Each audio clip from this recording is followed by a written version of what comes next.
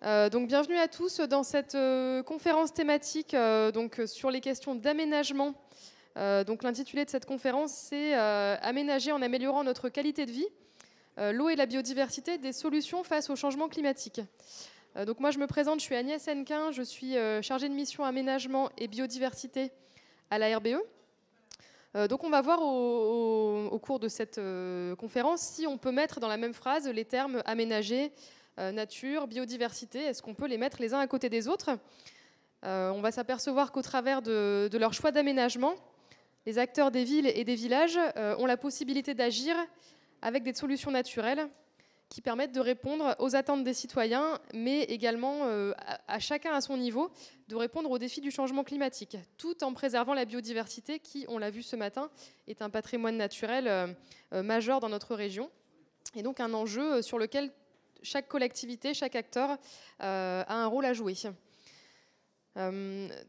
Ces choix d'aménagement différents, qui font peut-être changer les habitudes, vont permettre d'améliorer le cadre de vie et l'attractivité des territoires. Et donc le mot d'ordre de cette conférence, c'est nous pouvons faire autrement avec les solutions fondées sur la nature. On verra donc un panel de solutions adaptées aux villes et aux villages de la région, sur la nature en ville, sur la renaturation des cours d'eau en traversée urbaine et également sur la gestion durable du pluvial. Voilà. Alors au programme, quelques éléments de cadrage tout d'abord avec une présentation du SRADET rapide par la région Sud. Donc le SRADET, c'est ce socle de planification, un socle régional pour préserver la biodiversité et s'adapter au changement climatique.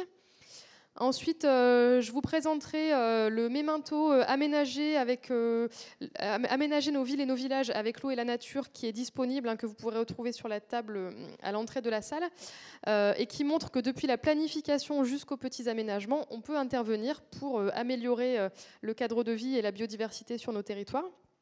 Et enfin, on aura un large temps qui sera accordé à des témoignages avec la commune du Canet-des-Maures qui nous parlera de son approche intégrée et globale de la nature en ville, avec des exemples concrets aussi dans les aménagements et dans la planification. Et ensuite, on ira sur des exemples un peu plus aquatiques ou humides, avec les projets de restauration des cours d'eau en ville qui sont portés par l'EPAGE UCA, notamment sur l'Uvonne. Et on aura également un retour d'expérience de la gestion durable de l'eau dans le parc d'activités de la Plaine de Jouques, à Gémenos. On aura ensuite un temps d'échange avec les intervenants et on terminera rapidement par des exemples d'outils, qu'ils soient financiers ou plutôt autour de la formation ou du retour d'expérience pour vous accompagner dans ce changement de vision sur l'aménagement. Voilà, alors tout de suite je propose à Céline Ayotte et Olivier Baudy de commencer leur intervention sur le SRADET. Tiens. Je vous passe la zapette. C'est bon ? Bonjour à tous et à toutes. On nous a demandé de présenter le schéma régional d'aménagement, de développement durable et d'égalité des territoires de la région Sud de manière assez rapide et succincte. Donc on va essayer de couvrir l'importance de ce document et l'ensemble des enjeux qu'il couvre de manière succincte. Mais vous vous rendez compte qu'il y a beaucoup de choses à dire. Alors on l'a centré sur la partie biodiversité et changement climatique pour justement en faire court. Alors ce schéma, c'est un schéma, donc, comme son nom l'indique, de planification en amont donc, de l'aménagement qui est le thème de cet atelier, mais c'est quand même important de préciser que en amont de l'aménagement, il y a de la planification. Et le schéma régional d'aménagement, donc le SRADET, pour faire court, c'est un document qui est assez récent. Il a été instauré par la loi NOTRe. La région Sud a été la première à l'adopter en octobre 2019 au niveau national. Et il couvre ce schéma 11 thématiques domaines obligatoires. Qui sont très larges, de l'habitat, de la qualité de l'air, de la protection de l'environnement, bien sûr, de la biodiversité, des mobilités et la transition énergétique, pour parler des principaux. Donc c'est un peu le schéma des schémas, puisqu'il est intégrateur et il a effectivement été décidé que ce schéma aller prendre au sein de sa compétence des schémas préexistants, dont le schéma régional des continuités écologiques, de cohérence écologique. Oui, merci Olivier. Effectivement, on retrouve le travail qui avait été mené entre 2010 et 2014 sur le schéma régional de cohérence écologique, autrement dit la trame verte et bleue à l'échelle régionale, issu des lois Grenelle. Donc on le retrouve in extenso en annexe du SRADET, ce premier schéma régional, et qui, pour mémoire, je le rappelle, était un premier schéma prescriptif, c'est-à-dire de niveau de prise en compte, mais on va revenir sur ce niveau de prescription du SRADET, mais le schéma régional de cohérence écologique était le premier schéma prescriptif en région, pris en compte dans les documents d'urbanisme, notamment les SCOT, les schémas de cohérence territoriale, et les plans locaux d'urbanisme. Donc on retrouve en annexe du SRADET le diagnostic qui avait été mené sur les fonctionnalités écologiques. On retrouve l'ensemble des présentations des continuités écologiques. Et quand on parle de continuité écologique, on entend derrière les termes de réservoir de biodiversité et de corridor écologique. Un plan d'action stratégique. Donc quelques éléments viennent parfaitement se coller dans le SRADET. Un atlas cartographique, et puis un premier bilan au moment où le SRADET en 2019 a été élaboré, un premier bilan de la mise en œuvre de ce schéma, de ce premier schéma. Et effectivement, le contenu du SRADET et ces différents domaines qu'il couvre sont opposables à un certain nombre de documents locaux de planification que citait Céline à l'instant, les schémas de cohérence territoriale, les PLU, les PCAET, les plans de mobilité. Donc il y a différents niveaux d'opposabilité selon que les orientations du schéma sont inscrites dans le rapport d'objectifs ou qu'elles le sont déclinées en tout cas à travers les règles. Donc il y a un niveau de prise en compte pour ce qui est des orientations qui sont inscrites dans le rapport d'objectifs. Par contre, il y a un niveau de compatibilité pour les orientations définies par les règles. Donc ça se décline de manière assez précise dans les documents. En tout cas, ça doit se retrouver dans les documents locaux. Plus spécifiquement, si on zoome sur la partie biodiversité, continuité écologique, finalement, qu'est-ce qu'on entend, nous, derrière dans le SRADET? C'est deux grands enjeux. C'est d'abord de continuer, et puis je pense que la première table ronde, on était vraiment là-dessus, continuer de préserver, de restaurer la biodiversité remarquable et la notion de continuité écologique, c'est-à-dire comment on laisse aussi nos espèces se déplacer sur notre territoire, et intégrer la préservation de la biodiversité ordinaire, et on l'a vu dans le bilan proposé tout à l'heure par Corinne de l'Observatoire régional de la biodiversité, puisqu'on perd aujourd'hui beaucoup de biodiversité ordinaire. Comment cette biodiversité, on la prend vraiment en compte dans les documents de planification, dans l'aménagement de notre territoire.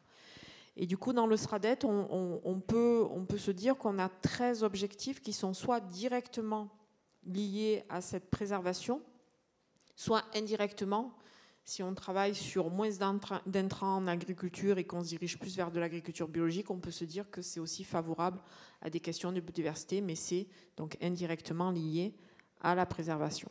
Voilà. Pour ce qui est des 6 objectifs directs qui ont un impact direct sur la biodiversité et les continuités écologiques, je ne vais pas les détailler. Les présentations seront mises à disposition dans la foulée de l'organisation de cette journée. Mais on retrouve bien évidemment un objectif qui va parler de préserver, promouvoir la biodiversité, les fonctionnalités, que ce soit des milieux terrestres, littoraux, marins. On va retrouver la qualité des espaces publics, les questions de nature en ville, parce qu'on l'a aussi entendu ce matin, donc je ne vais pas revenir là-dessus, mais la biodiversité nous rend de nombreux services et c'est important de l'avoir de la nature en ville, rien que pour lutter contre, par exemple, des îlots de chaleur. On va préserver le socle naturel. Enfin bon, voilà, les 6 objectifs sont là. Et puis on a des règles pour des questions plus précises. On a des règles qui sont liées à ces objectifs et qui, elles, sont dans un niveau de compatibilité, je le rappelle, pour les documents de planification. Alors de la même façon, la question de l'adaptation au changement climatique est évidemment un des éléments forts qui sont traduits dans le SRADET. D'ailleurs, c'est effectivement un document de traduction de la stratégie régionale en termes d'aménagement du territoire à l'ensemble du SRADET. Sur l'adaptation au changement climatique, on peut distinguer deux grandes lignes directrices qui s'articulent autour de la recherche d'un nouveau modèle d'aménagement durable et intégré pour l'ensemble du territoire et des différentes actions d'aménagement qui y sont conduites.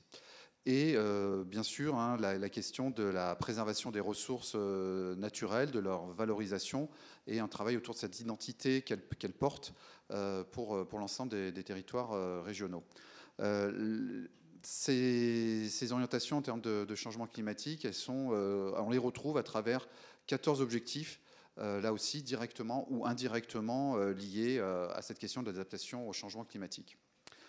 Donc, comme Céline, je ne vais pas les détailler, on en a repéré 6 majeurs qui se déclinent eux-mêmes en 12 règles en faveur de cette adaptation au changement climatique. En termes d'objectifs, bien sûr, c'est l'amélioration de la résilience du territoire, le travail autour des risques et de l'accès à la ressource en eau, mais aussi le déploiement des nouveaux modes de transport par rapport à la question des émissions des gaz à effet de serre et d'autres modalités qu'on a voulu traduire dans ce schéma. Là, c'est un exemple des règles, des objectifs directs ou indirects et qui croisent d'ailleurs souvent les questions de préservation de la biodiversité. Alors ce schéma, je vous l'ai dit, il a été adopté, approuvé même en octobre 2019. Il est assez récent, il a quand même vécu un petit peu sa vie à travers la traduction qui a pu en être faite dans les documents de planification locaux. Toutefois, ça a été évoqué ce matin en introduction par Anne-Claudius Petit, le document est en cours de modification pour prendre et intégrer les orientations d'un certain nombre de cadres législatifs et réglementaires, en particulier la loi climat et résilience, qui nous donne un calendrier extrêmement serré pour se mettre en conformité justement avec la loi. Et on a initié cette modification il y a un peu moins d'un an maintenant, en toute fin d'année 2021. Le premier semestre 2022 a été consacré à beaucoup de travail de concertation avec les territoires, beaucoup de travail d'échange sur un certain nombre de questions. Beaucoup de ces échanges ont été consacrés à la question de la sobriété foncière, puisqu'on doit inscrire dans le schéma modifié des objectifs de sobriété foncière, justement. Mais pas que, on travaille aussi sur les questions de logistique, de mobilité, sur les questions de déchets et d'économie circulaire, la question de l'eau et du littoral, et les thématiques autour de la biodiversité et des continuités écologiques sont traitées de manière transversale à travers l'ensemble des thématiques qui sont amenées à être modifiées. Donc vous avez le calendrier succinct de la modification qui est en cours. L'objectif étant d'approuver le schéma modifié en février même 2024 et de façon à entraîner en cascade ensuite la mise en compatibilité des documents locaux qui auront jusqu'à 2027 pour justement être compatibles avec le nouveau schéma. On est à votre disposition pour d'éventuelles questions. Alors, ce que je propose, c'est qu'on regroupe les questions après la deuxième intervention qui va être de mon fait, du coup. Alors...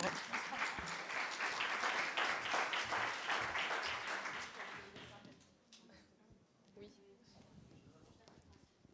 Alors, pour donner justement une idée de comment on peut décliner tous ces objectifs et ces règles à l'échelle des territoires, je vous propose une petite présentation qui en fait prend la base de ce mémento dont je vous parlais tout à l'heure, qui vient de paraître, qui est à votre disposition, qui est un document synthétique de 20 pages qui reprend finalement 12 principes d'aménagement tenant compte de l'eau, de la biodiversité, de la végétation. Vous y trouverez des retours d'expérience, des ressources, des outils et des références réglementaires pour vous inspirer. Donc n'hésitez pas à vous servir, il est sur la table, avec d'autres documents de référence que nous avions déjà publiés. Il est également en ligne sur notre portail ressources, donc sur le site internet de la RBE. N'hésitez pas à aller le télécharger. Alors, ce mémento, en fait, ce qu'il cherche à dire avant tout, c'est que la biodiversité, à la base, est souvent vue comme une contrainte pour les territoires, alors qu'elle permet, on l'a dit largement ce matin, ça a encore été dit, de rendre une quantité de services qu'on appelle les services écosystémiques au territoire, donc des services qui vont permettre d'améliorer la qualité de l'air, d'améliorer le confort thermique estival, de mieux gérer les inondations, etc. Et globalement, au final, d'améliorer le bien-être des populations, leur santé et l'attractivité des territoires. Tout cela contribue également à la résilience des territoires face au changement climatique, puisque biodiversité et climat sont vraiment étroitement liés, l'un pouvant impacter l'autre positivement ou négativement. Donc, ce mémento, il est structuré autour d'un sommaire illustré donc en deux parties.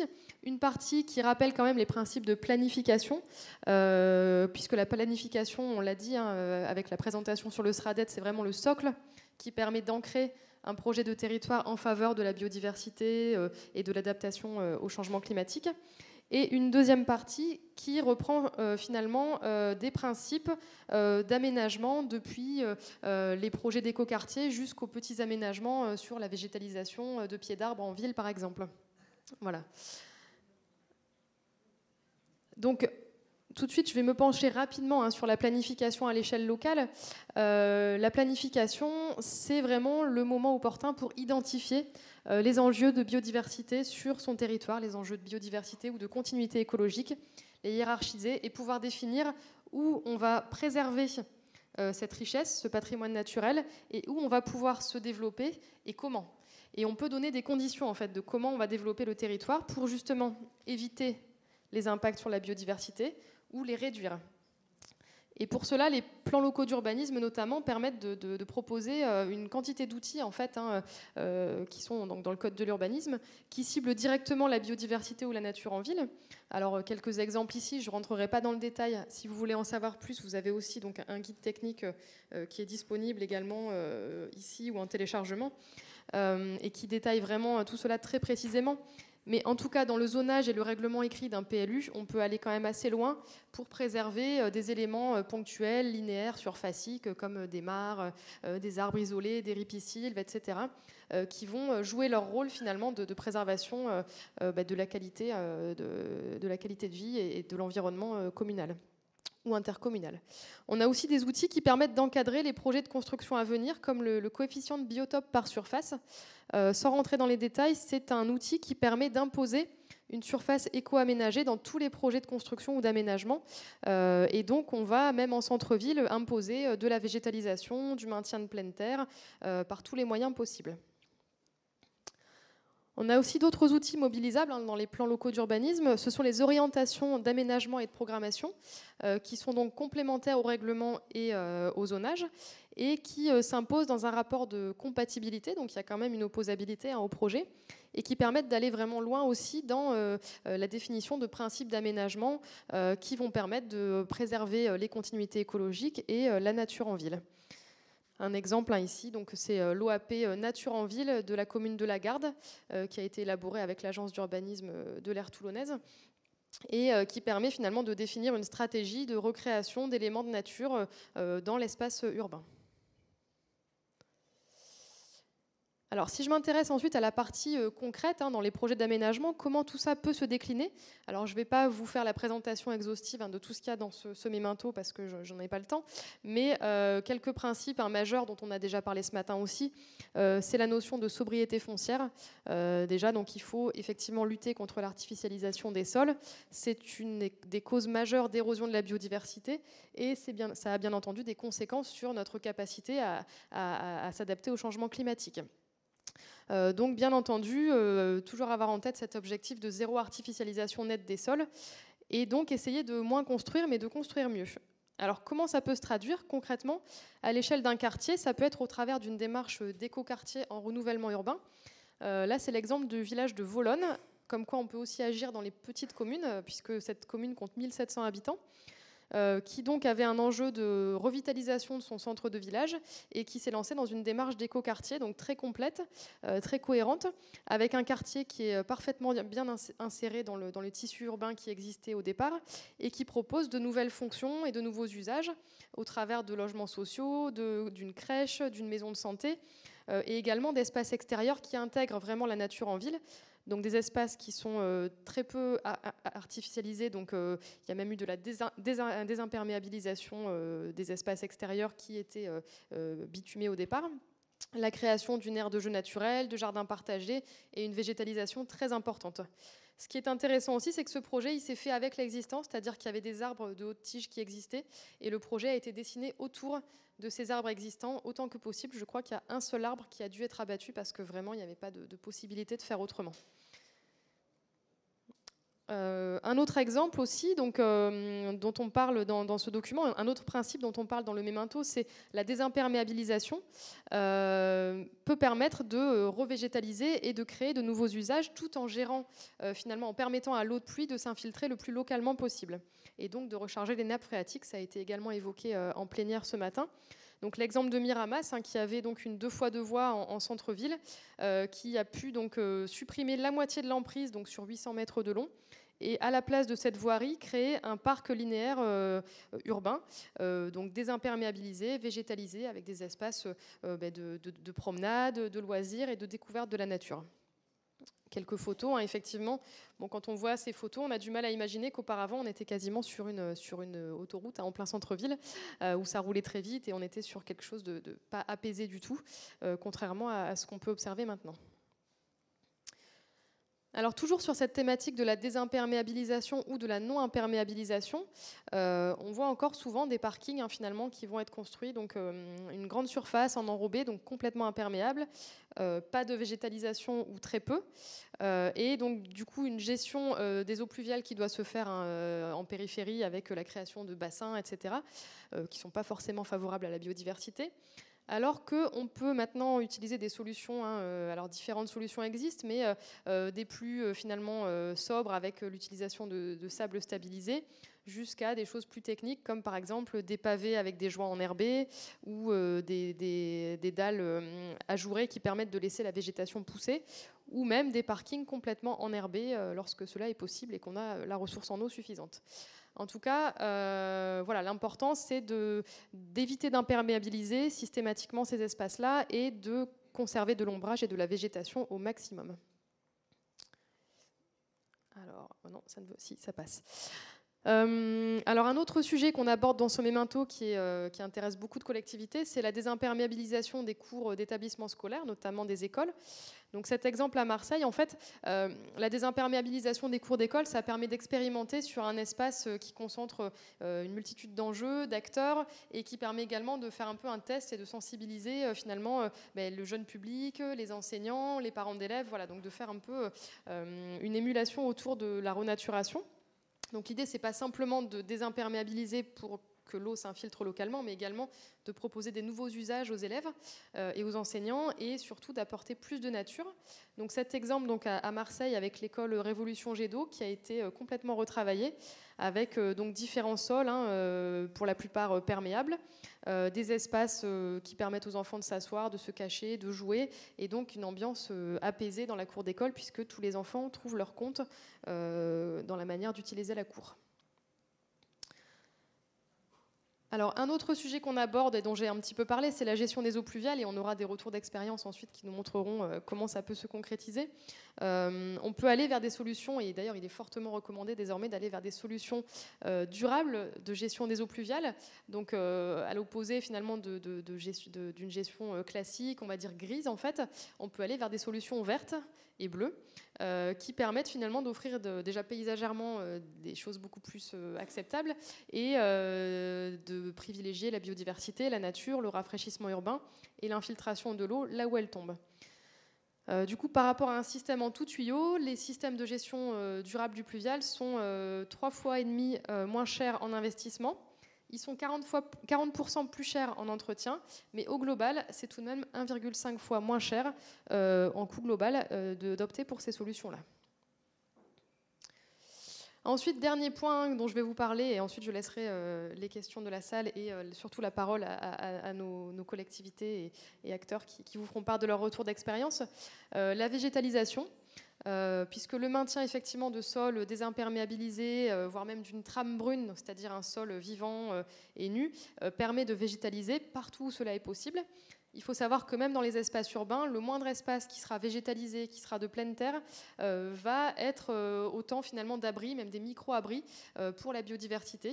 Et à l'échelle globale, c'est la multiplication aussi de ces petites choses qui va permettre à la biodiversité de reprendre un petit peu ses droits en ville, même si bien entendu, je n'occulte pas le fait qu'il est extrêmement important de privilégier, de protéger les espaces à enjeu, les grands espaces naturels ou les friches urbaines qui peuvent aussi avoir une importance pour la biodiversité en ville. Donc voilà de nombreux chiffres qui montrent que la végétalisation permet de baisser la température en ville et permet aussi d'économiser au niveau énergétique la consommation des climatisations. Et au-delà de ça, on a aussi des images un petit peu d'Épinal, enfin de cartes postales qui peuvent apparaître dans certaines villes et villages quand la végétalisation participative prend aussi le pas et que tout le monde s'y met. Ça peut donner des images très intéressantes.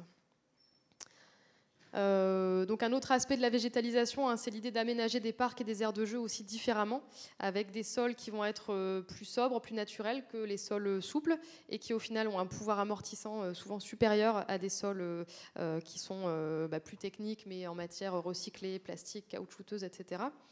On peut aussi avoir une gestion un peu différenciée avec la création de prairies fleuries et la création aussi de plusieurs strates de végétation dans les parcs, donc une strate herbacée, une strate arbustive et une strate arborée qui vont permettre là aussi déjà de limiter l'entretien puisqu'on aura moins d'espace à tondre et de permettre de favoriser la fraîcheur et la biodiversité. Toute cette végétalisation, elle peut se faire aussi avec la participation des citoyens, des commerçants. Et tout ça, c'est une clé de réussite aussi parce qu'il faut bien faire comprendre aux populations qu'effectivement, le petit herbe qui pousse sur le trottoir ou le pied d'arbre qui est planté, en fait, c'est pas sale, c'est pas mal entretenu. En fait, c'est un choix, c'est une volonté. Et du coup, c'est en les associant, parfois aussi avec des budgets participatifs, que ça peut permettre aussi de sensibiliser tout le monde et de faire accepter ces nouvelles façons de gérer et d'aménager les espaces urbains. Voilà, alors moi j'en ai terminé sur cette présentation. N'hésitez pas à aller voir le Memento pour découvrir un peu plus en détail toutes ces questions-là. Et du coup, je voulais savoir si vous avez des questions sur la présentation du SRADET et cette présentation-là.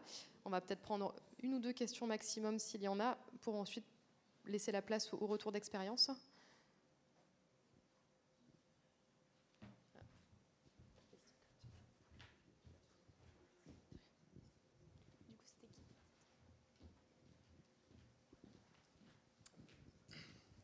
Oui, bonjour, merci pour la présentation.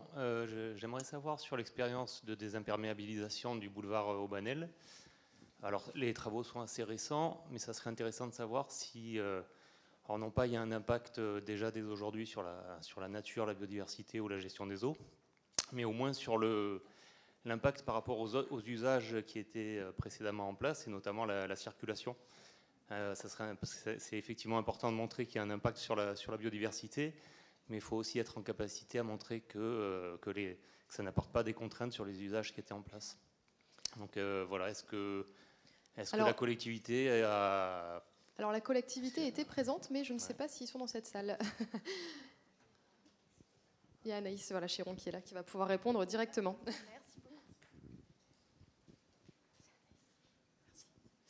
Oui, alors j'ai peut-être pas forcément les réponses, mais effectivement, le boulevard Aubanel, il y avait un double enjeu effectivement entre la circulation et le fait de végétaliser et désimperméabiliser.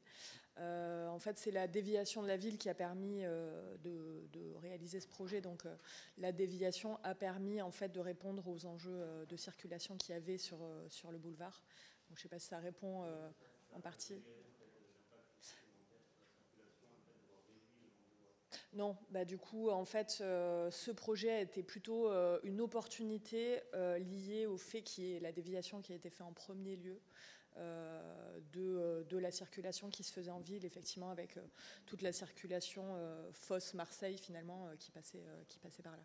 Donc ça a été plutôt l'opportunité. La ville s'est saisie de cette opportunité pour créer, pour justement diminuer les voies et végétaliser. Ouais, voilà, ça s'est fait dans ce sens-là. Merci Anaïs pour cette réponse du coup en direct. Est-ce qu'il y a éventuellement une autre question ?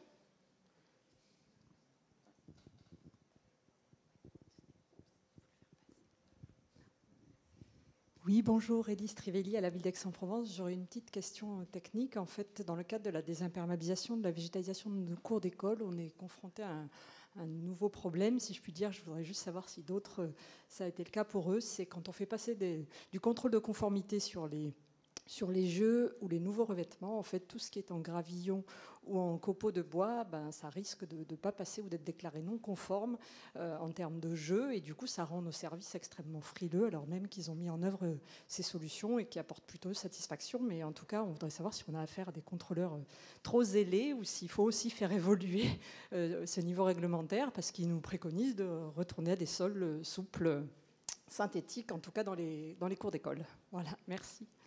Alors, je ne sais pas s'il y a une collectivité qui a eu effectivement qui a été confrontée à cela.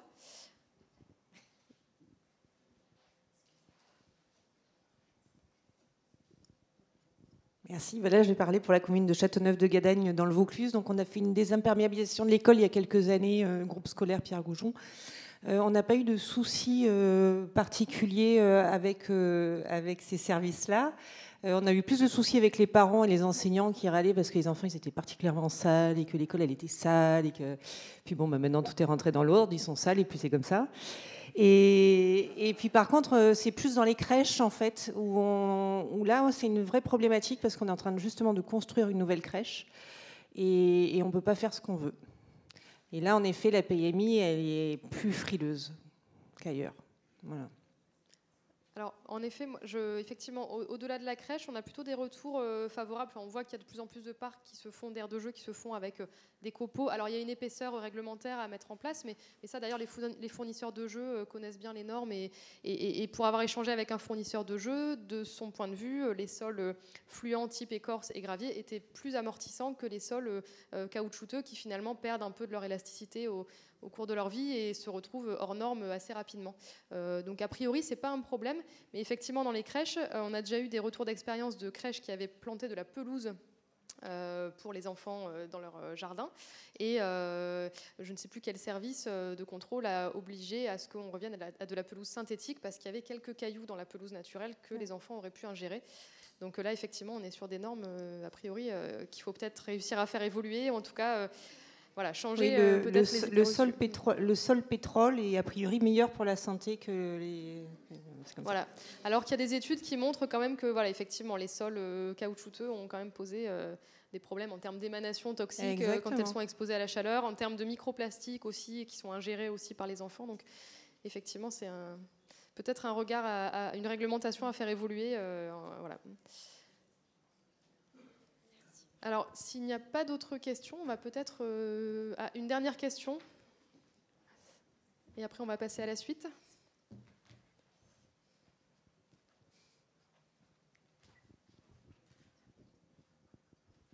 Oui, alors une information, parce que je voyais le logo d'un projet Nature for City Life, effectivement, dans la présentation.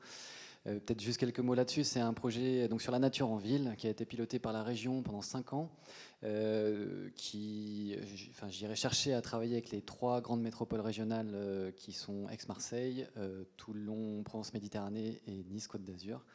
Et effectivement, il y a eu des actions qui rentraient dans ce cadre-là. Et voilà, ça a été redit, mais c'est vrai que l'angle d'attaque, si je peux dire ça comme ça, dans ce projet, a été vraiment le caractère multifonctionnel de la nature en ville. Donc, qualité de vie, résilience climatique, biodiversité, bien sûr, etc.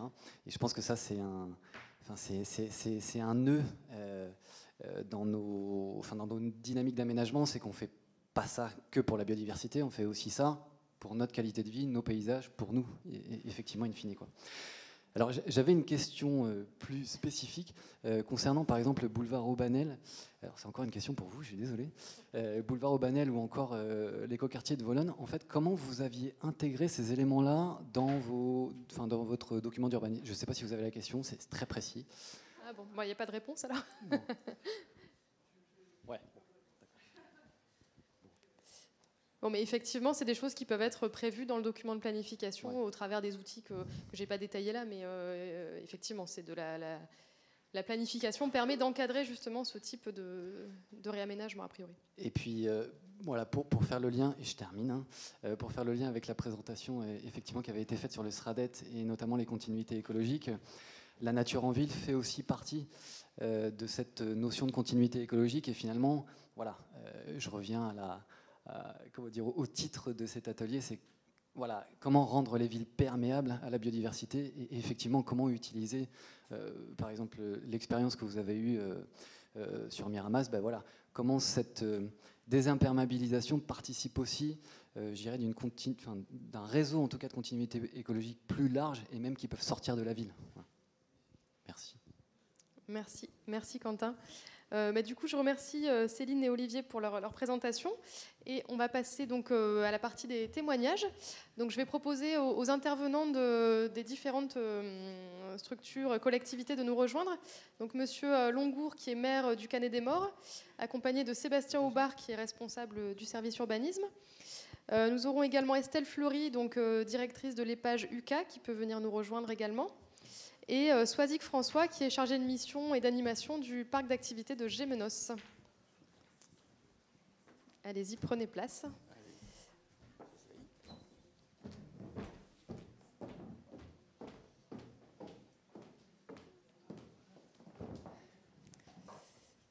Eh bien, monsieur le maire, je vous donne la parole tout de suite. Voilà.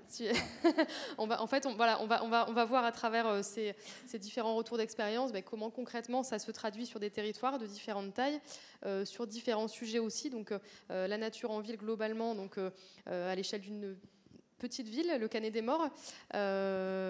Comment ça se traduit dans le projet politique et comment concrètement ça se traduit par des actions qui permettent justement d'améliorer l'attractivité et le cadre de vie pour les habitants du Canet des Morts. Et ensuite, on laissera la parole donc à Estelle Fleury, qui est directrice de l'EPAGE UCA, qui nous parlera des projets de renaturation de cours d'eau en ville, notamment en traversée urbaine d'Oriol, puisque ce projet il a été déjà réalisé et mis en œuvre. Et enfin, on aura donc le retour d'expérience du parc d'activités de la Plaine de Jouques, qui a mis en place depuis le début une gestion durable de l'eau, dont je vous parlais rapidement dans ma présentation, et qui nous parlera donc de ce que ça apporte, de comment ça a été mis en place et de ce que ça apporte pour ce parc d'activités. Voilà, monsieur le maire, la parole est à vous. Oui, merci, bonjour. Comme souvent, ce qui précède l'action, c'est des objectifs, lesquels émanent d'une prise de conscience. Donc personnellement, avec mon équipe, dès la première campagne qu'on a faite en 2008, on a fait référence à la première conférence de la Terre à Rio, qui datait déjà de 1992. Et malgré cette anticipation quant à la réunion des peuples de la Terre, eh bien, la dégradation, le dérèglement climatique, l'érosion de la biodiversité ne suffisaient pas à faire prendre conscience du travail qu'il y avait à faire. Alors nous, on a osé en 2008 faire une campagne sur le développement durable. Et finalement, malgré tout ce qu'on nous avait promis, on est passé juste, on est passé très très juste. Mais il y avait une écoute de la population qui était prête à aller dans un certain sens. Donc on a beaucoup capitalisé là-dessus et on a expliqué quand même que ce dérèglement climatique, cette érosion de la biodiversité, c'était ni plus ni moins qu'une conséquence de l'action humaine, n'en déplaise aux climato-sceptiques. Donc en 2007, on était abominablement seuls, maintenant on l'est beaucoup moins. Mais il faut continuer d'expliquer la responsabilité humaine de façon à ce que les solutions soient aussi humaines. Et pour ça, on doit lutter contre cet homme un peu hégémonique du XVIIe siècle qui a voulu conquérir... je pars de loin, mais je vais arriver au sujet. qui a voulu conquérir la nature, cet homme conquérant qui par les sciences, les techniques, a voulu conquérir les eaux, l'air, la terre et les eaux, et qui finalement a méprisé, s'est servi à consommer la nature. Donc c'est important parce qu'encore aujourd'hui, on est dans cet état d'esprit. Les questions d'ailleurs sur le boulevard Aubanel, le boulevard, je sais pas quoi là, à Aubanel, le boulevard Aubanel, je sais plus. Enfin votre exemple d'avant là, à Miramas, je sais plus non plus, démontre bien que là où il y avait 4 voies pour les voitures, d'emblée, parce qu'on va avoir ça nous à faire aussi sur la liaison entre 2 villes limitrophes. La question qui obsède encore, c'est comment va-t-on pouvoir oser aller contre l'aménagement de la sacro-sainte bagnole, même si c'est en plein centre-ville, comment faire autrement que 2 voies dans un sens, 2 voies dans l'autre? Eh bien, il faut oser. Il faut oser parce qu'on n'a plus le choix. On a un continent en feu comme l'Australie. On a le pôle Nord à 20 degrés au 31 décembre. On a le Covid. Le Covid, enfin, vraiment, je pars très loin, mais c'est important. C'est une zoonose. Ben, enfin, peut-être ici, il y a un public qui est convaincu, mais c'est une zoonose. Une zoonose, c'est quand on franchit la barrière des espèces et que les pathologies de l'animal passent à l'homme. Eh bien, c'est toujours lié à la dégradation des écosystèmes. Et quand on dégrade les écosystèmes, on franchit les barrières d'espèces. Et donc, je ne vais pas finir de noircir le tableau aujourd'hui, mais on a eu le Covid, on en aura d'autres. On en aura d'autres parce qu'on a déjà franchi cette barrière, et c'est très grave. Et il y a des, je ne sais pas comment les appeler, des débiles, comme Bolsonaro, qui continuent de dégrader la planète et de franchir et de dégrader les écosystèmes. Donc cette dégradation des écosystèmes, on doit tous y participer. C'est ce que nous, on appelle le syndrome colibri, quoi.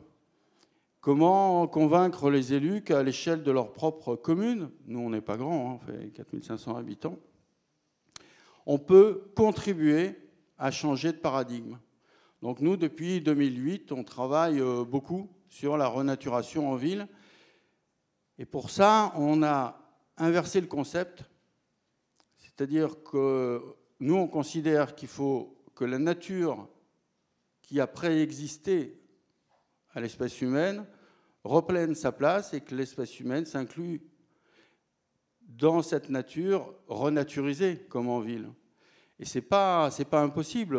Bon, on en est à je ne sais plus combien, 300 arbres de plantés. On a fait des... Bon, Sébastien va beaucoup plus concrètement vous parler de la situation. Et je dirai un mot sur la qualité des équipes aussi. Mais on a planté quelques 300 arbres. Et ces gens qui, en 2007-2008, nous avaient suivis parce qu'ils avaient compris qu'il y avait quelque chose, eh bien maintenant, ils sont derrière nous parce que ça a changé leur vie. Ça a amélioré. Planter des arbres, ce n'est pas justement faire le bobo. Ce n'est pas uniquement ça. C'est au minimum, on a refroidi la ville. Au minimum, on l'a reclimatisé en termes d'évapotranspiration. Et on a rapporté de la biodiversité, donc des papillons, différentes espèces d'oiseaux, d'insectes. Bon. Et les gens vivent beaucoup mieux dans leur ville et sont un petit peu moins inquiets de l'avenir de nos sociétés et en rapport avec le mauvais état de la planète. Donc s'il y a un message que moi, élu, je peux faire passer aussi, aujourd'hui, c'est ça, c'est que chaque élu prenne conscience qu'il peut, et même qu'il doit, quitte à être un peu en avance sur sa population, mettre en œuvre et donner les moyens pour lutter localement contre ce réchauffement climatique et cette érosion de la biodiversité, parce qu'on n'a plus d'autres possibilités, on n'a pas d'autres alternatives.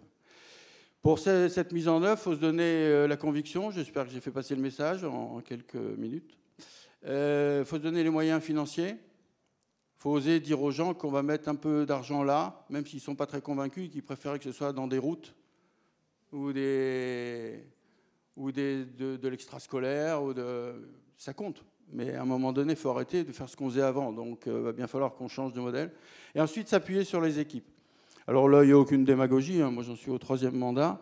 Mais cette prise de conscience, c'est l'affaire ce qu'on pourrait appeler d'une acculturation. C'est-à-dire qu'il faut non seulement convaincre son équipe, c'était fait dès le départ ou presque, il faut convaincre la population, ça s'est fait petit à petit, il faut faire adhérer les techniciens. Parce que sans les techniciens, La mise en œuvre, elle est partielle, voire pas très rapide. Alors que quand ils adhèrent, eh bien, ils sont source d'idées, ils sont moteurs, ils sont innovants.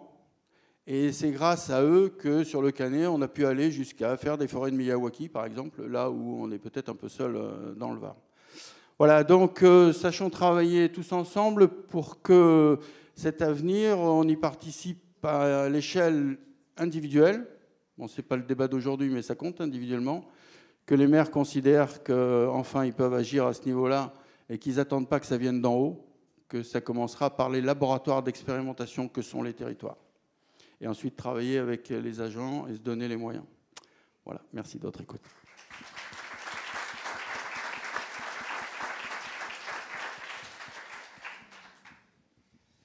Donc, Monsieur Aubard, responsable du pôle urbanisme et développement durable.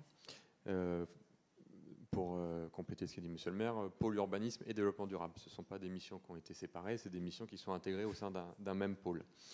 Au sein de la ville, on avait juste fait une petite présentation sur les différents labels, pas pour spécialement faire un étalage des labels, mais aussi pour montrer qu'on est accompagné par des acteurs et que ce travail est valorisé par à différents niveaux, que ce soit avec l'ARB sur les territoires engagés pour la nature et les COP d'avance, la charte zéro déchet plastique, que ce soit avec les services de l'État par des démarches à Vélo 2 et l'Atlas biodiversité communale que j'expliquerai juste après.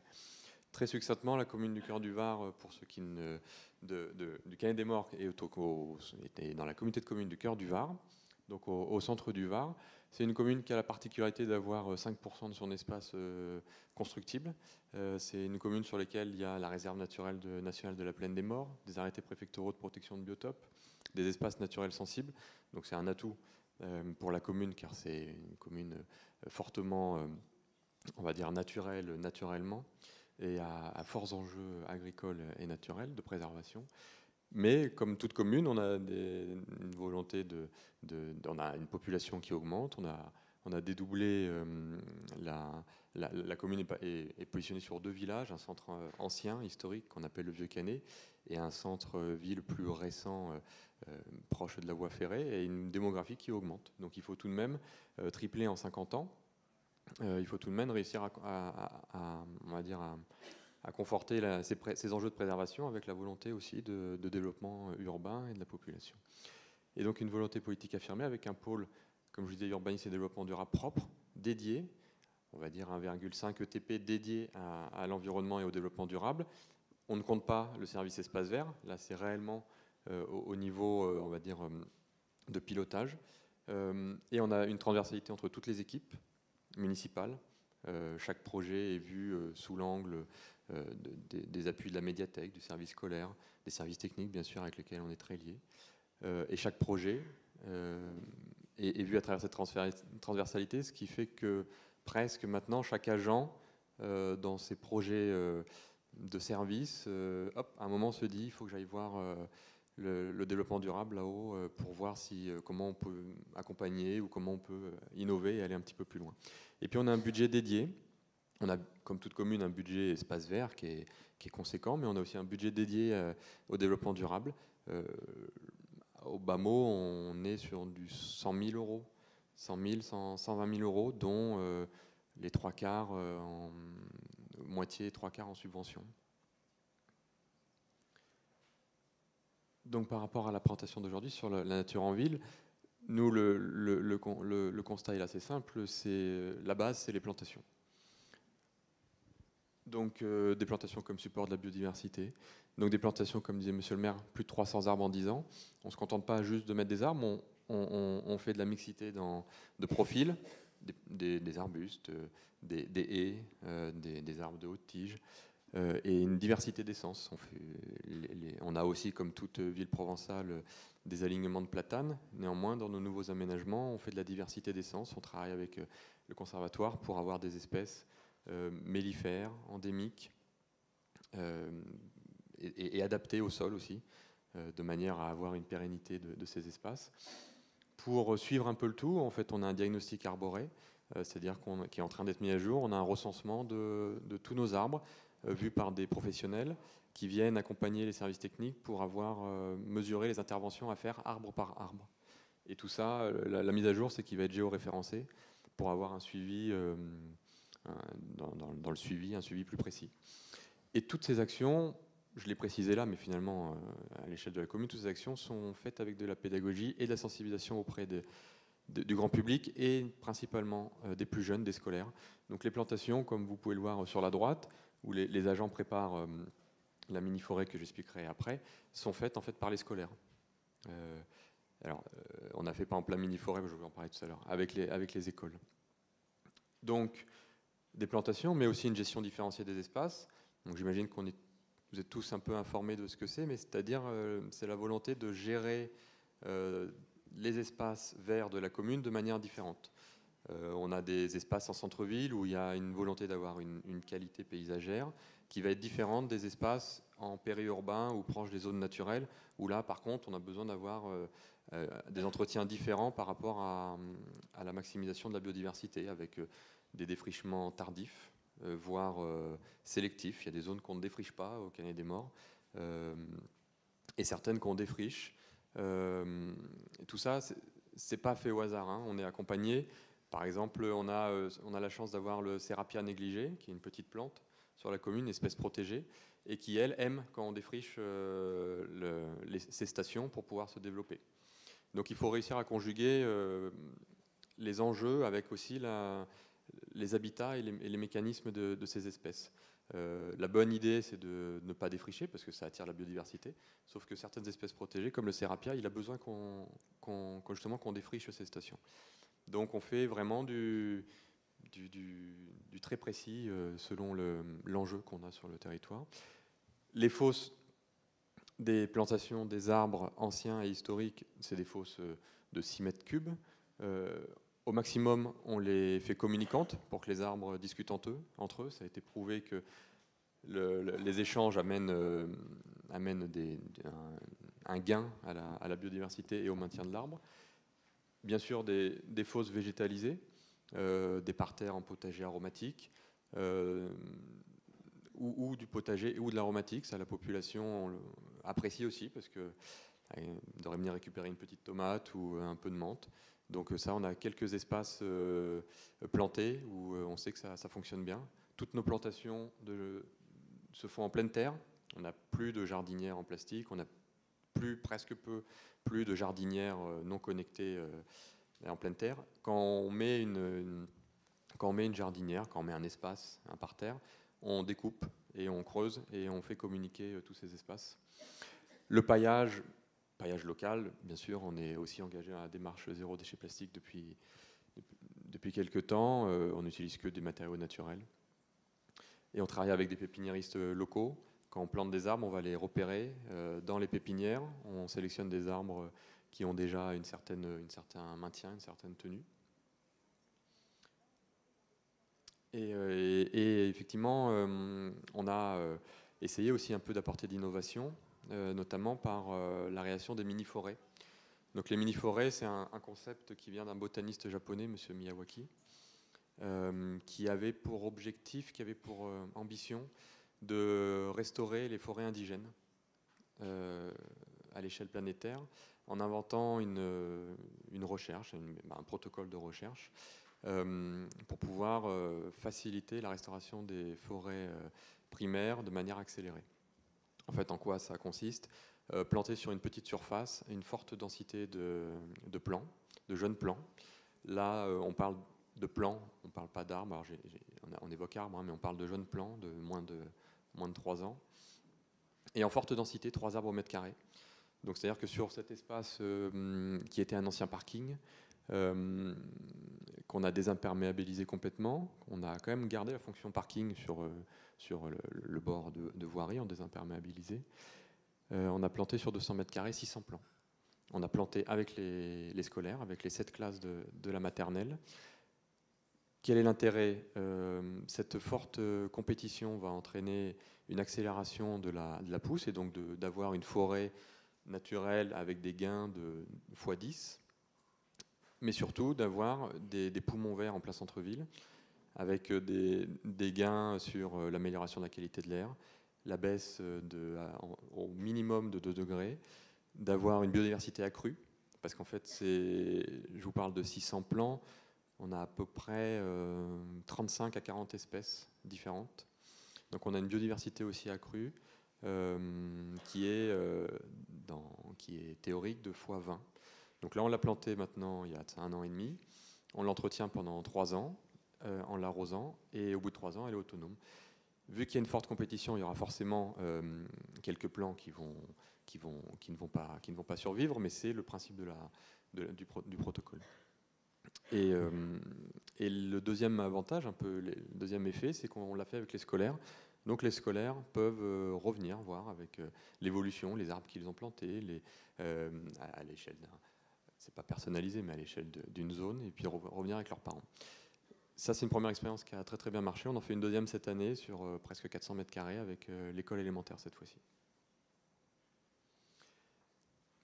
Et donc ces plantations, en fait, comme support de biodiversité. Support de biodiversité, on a des partenariats avec des experts qui nous accompagnent, l'Arbre, le CNPACA, la LPO et les associations locales. Donc on a une convention par exemple avec la LPO pendant 5 ans, sur laquelle on acte la pose d'habitat propice, donc plus de 40 nichoirs. On fait un suivi tous les 3 mois de l'évolution et de l'occupation de ces nichoirs, des gîtes à chauves-souris, des ruchers pédagogiques, la création de micro-milieux, des mares en centre-ville notamment. Et on sensibilise la population. C'est-à-dire que ces actions-là, systématiquement, on intègre la population. Et support de biodiversité, Agnès avait évoqué tout à l'heure le principe des atlas biodiversité communale. On a eu l'opportunité de répondre et de candidater et de gagner à l'atlas biodiversité communale. Qu'est-ce que c'est? C'est une amélioration des connaissances, tout en impliquant la population, les habitants et notamment les scolaires. Donc grosso modo, c'est des inventaires naturalistes avec la population. Et l'objectif, c'est quoi? Outre d'améliorer la connaissance et donc de matérialiser la biodiversité et sa non-érosion sur le territoire, c'est de prendre en compte la biodiversité dans les documents de planification. Les méthodes, elle est assez simple, hein, donc des inventaires ciblés sur des espèces et des espaces, avec bien sûr des taxons ciblés d'espèces protégées. Donc vous avez sur la droite la diane, qui est un papillon protégé, très peu présent dans le Var, mais très présent sur notre commune, et qui vit en fait sur l'aristoloche, qui est la petite plante juste au-dessus. Donc pour protéger la faune, il faut aussi protéger la flore. Donc là, on a ciblé des stations qu'on préserve d'aménagement. On fait des événements 1 à 2 par mois avec la population. Ce soir, on a un atelier ciné-débat sur le rôle des pollinisateurs, avec des intervenants. Un territoire riche, plus de 511 espèces, dont des espèces protégées qu'on suit particulièrement. Et pour finir, cette amélioration de la connaissance nous sert dans la planification urbaine. Tout à l'heure, il y avait une question qui était posée, comment on peut faire au stade de la planification? On vient de réviser notre PLU avec les premiers ajouts de l'Atlas de biodiversité. Concrètement, c'est une révolution verte, on l'a appelé, mais c'est une intégration de toutes les données naturalistes. On a préservé des espaces sur lesquels, anciennement, ils étaient plutôt constructibles. Là, on les a préservés parce qu'il y a une espèce, il y a un enjeu.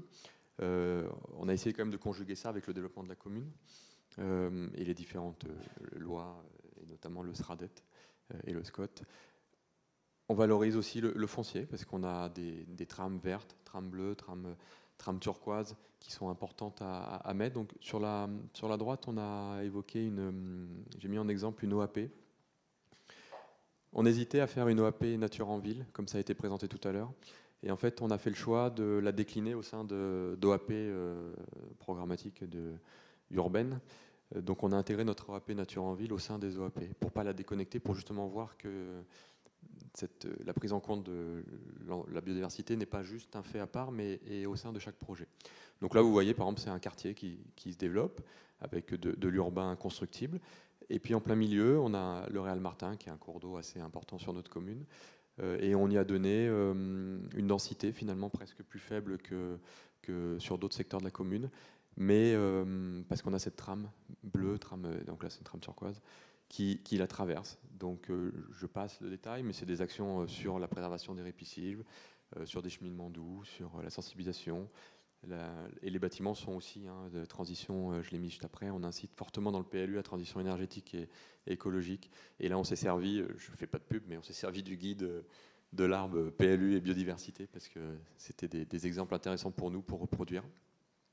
Et puis, vu qu'on est un pôle urbanisme et développement durable, on a l'instruction des permis au sein du même pôle. Du coup, en fait, on voit ces actions et ça permet de corriger directement sur l'ADS, donc l'application de droit du sol, l'autorisation de droit du sol. Et donc dans la gestion des permis. Donc on est aussi, on n'est pas déconnecté de la planification, on n'est pas déconnecté de la réalité du terrain. Quand on incite dans le PLU à poser des nichoirs ou des gîtes à chauves-souris dans les tuiles, au permis, après à l'instruction, on vérifie que c'est appliqué et on le met en prescription si ce n'est pas le cas. Et pour finir, on n'est pas tout seul, on est aussi acteur de notre territoire, c'est-à-dire qu'on a une volonté forte de s'intégrer au comité technique, au comité de pilotage d'espèces comme le PNA Tortue d'Hermann, d'espaces comme donc la réserve, les APPB, où on prend une part importante parce qu'on considère qu'on a à agir sur tout notre territoire. Voilà.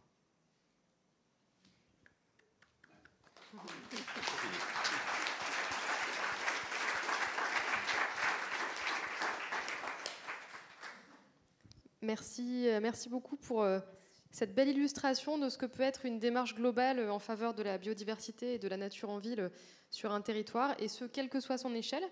Et on a vu aussi l'importance de la cohérence entre la volonté politique et les moyens mis en face en termes d'ingénierie et de services aussi, espaces verts et de communication et de sensibilisation des publics.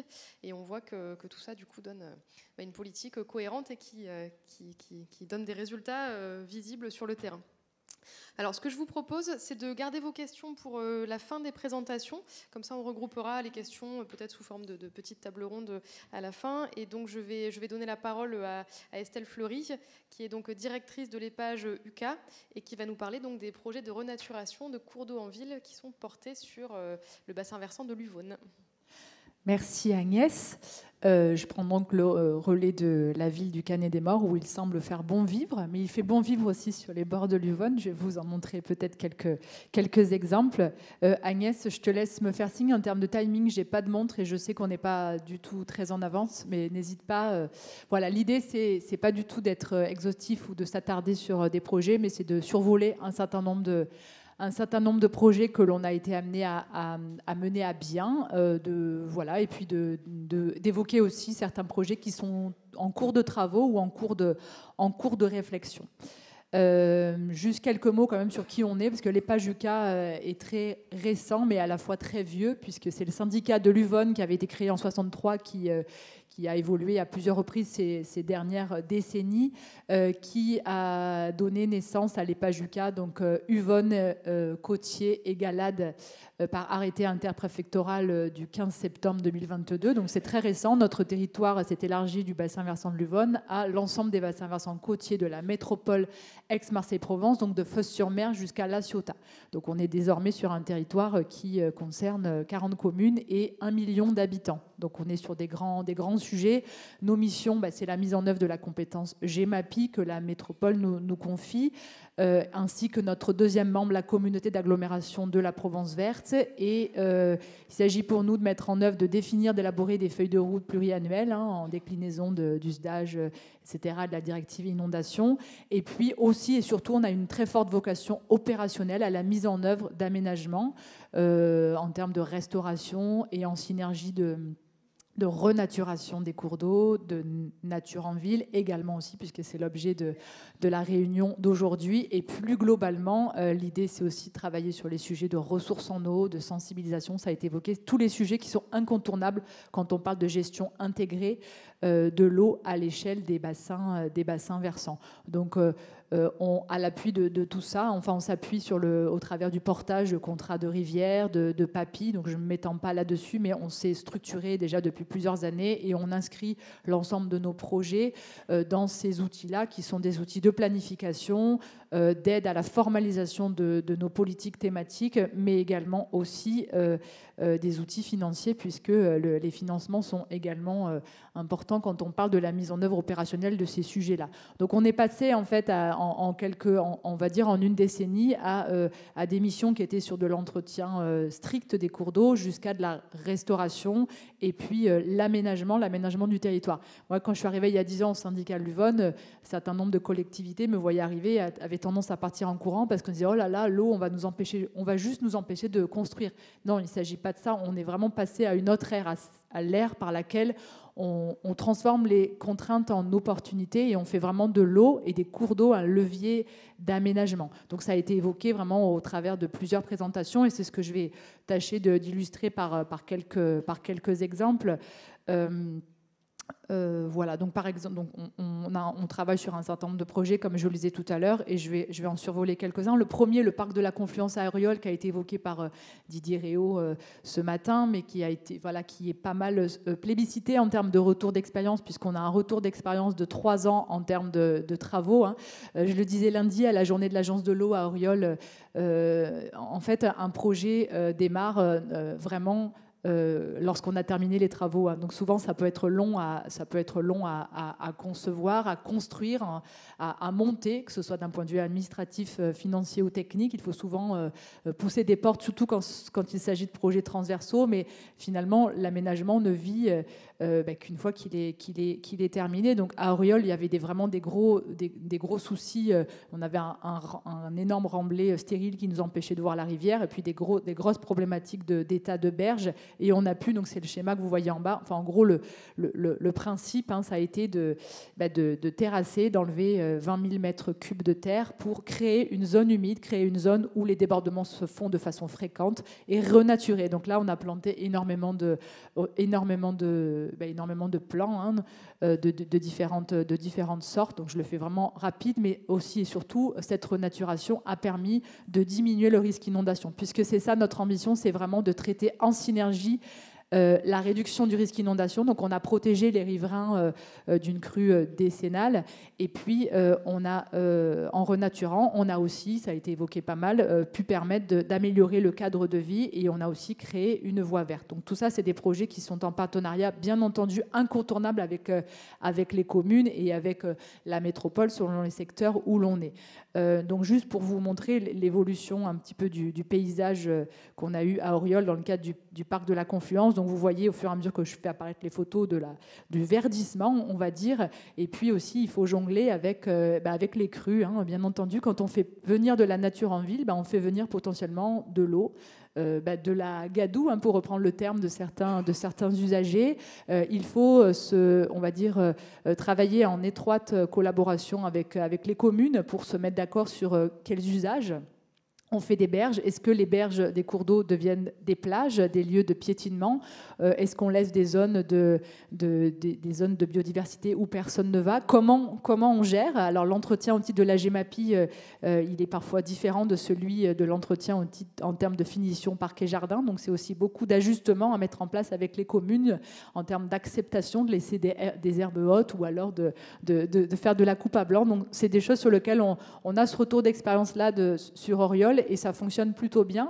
Et juste pour vous préciser, pour terminer sur le projet d'Auriol, que pour accompagner, expliquer au fur et à mesure de la vie de l'aménagement les différents acteurs, il est important de mettre en place des suivis de ces aménagements-là. Donc on a des suivis végétation, physique, hydraulique, biologique au travers d'indicateurs, et puis du suivi social aussi, qui permettent de mesurer au fil de l'eau, d'évaluer l'efficacité de ce type de projet, et ce qui permet aussi de nourrir l'élaboration d'autres projets. C'est vrai que cette expérience nous a pas mal nourri en termes de mise en œuvre de projets. On se rapproche maintenant un peu plus de l'aval avec le cas de la renaturation d'un cours d'eau au cœur d'une zone d'activité dont la mise en place est portée par la métropole Aix-Marseille-Provence en partenariat avec la ville d'Aubagne.